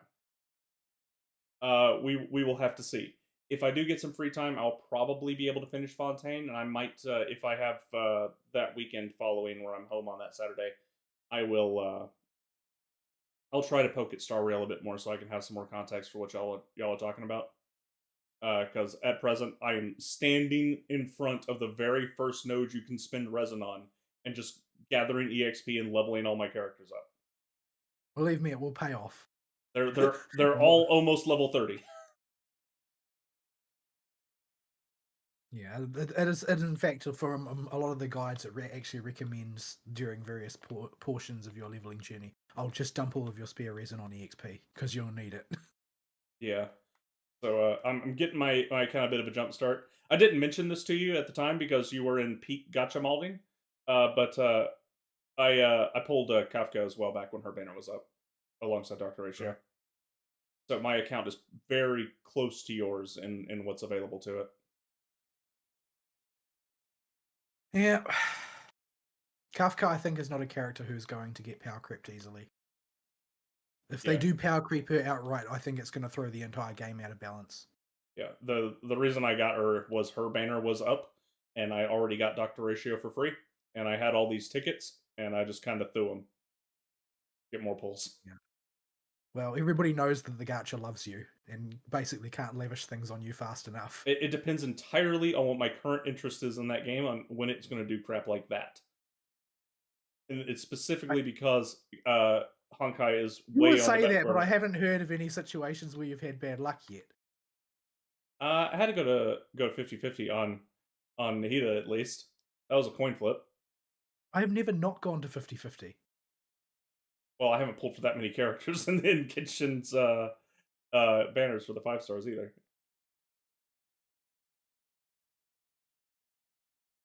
So yeah. All right. Is that where we're at? I think we're done, folks. All right. We will see y'all next week. Sayonara, bye bye. Let me know about the stream and recording from me doing it. Serathis, that's you. And let me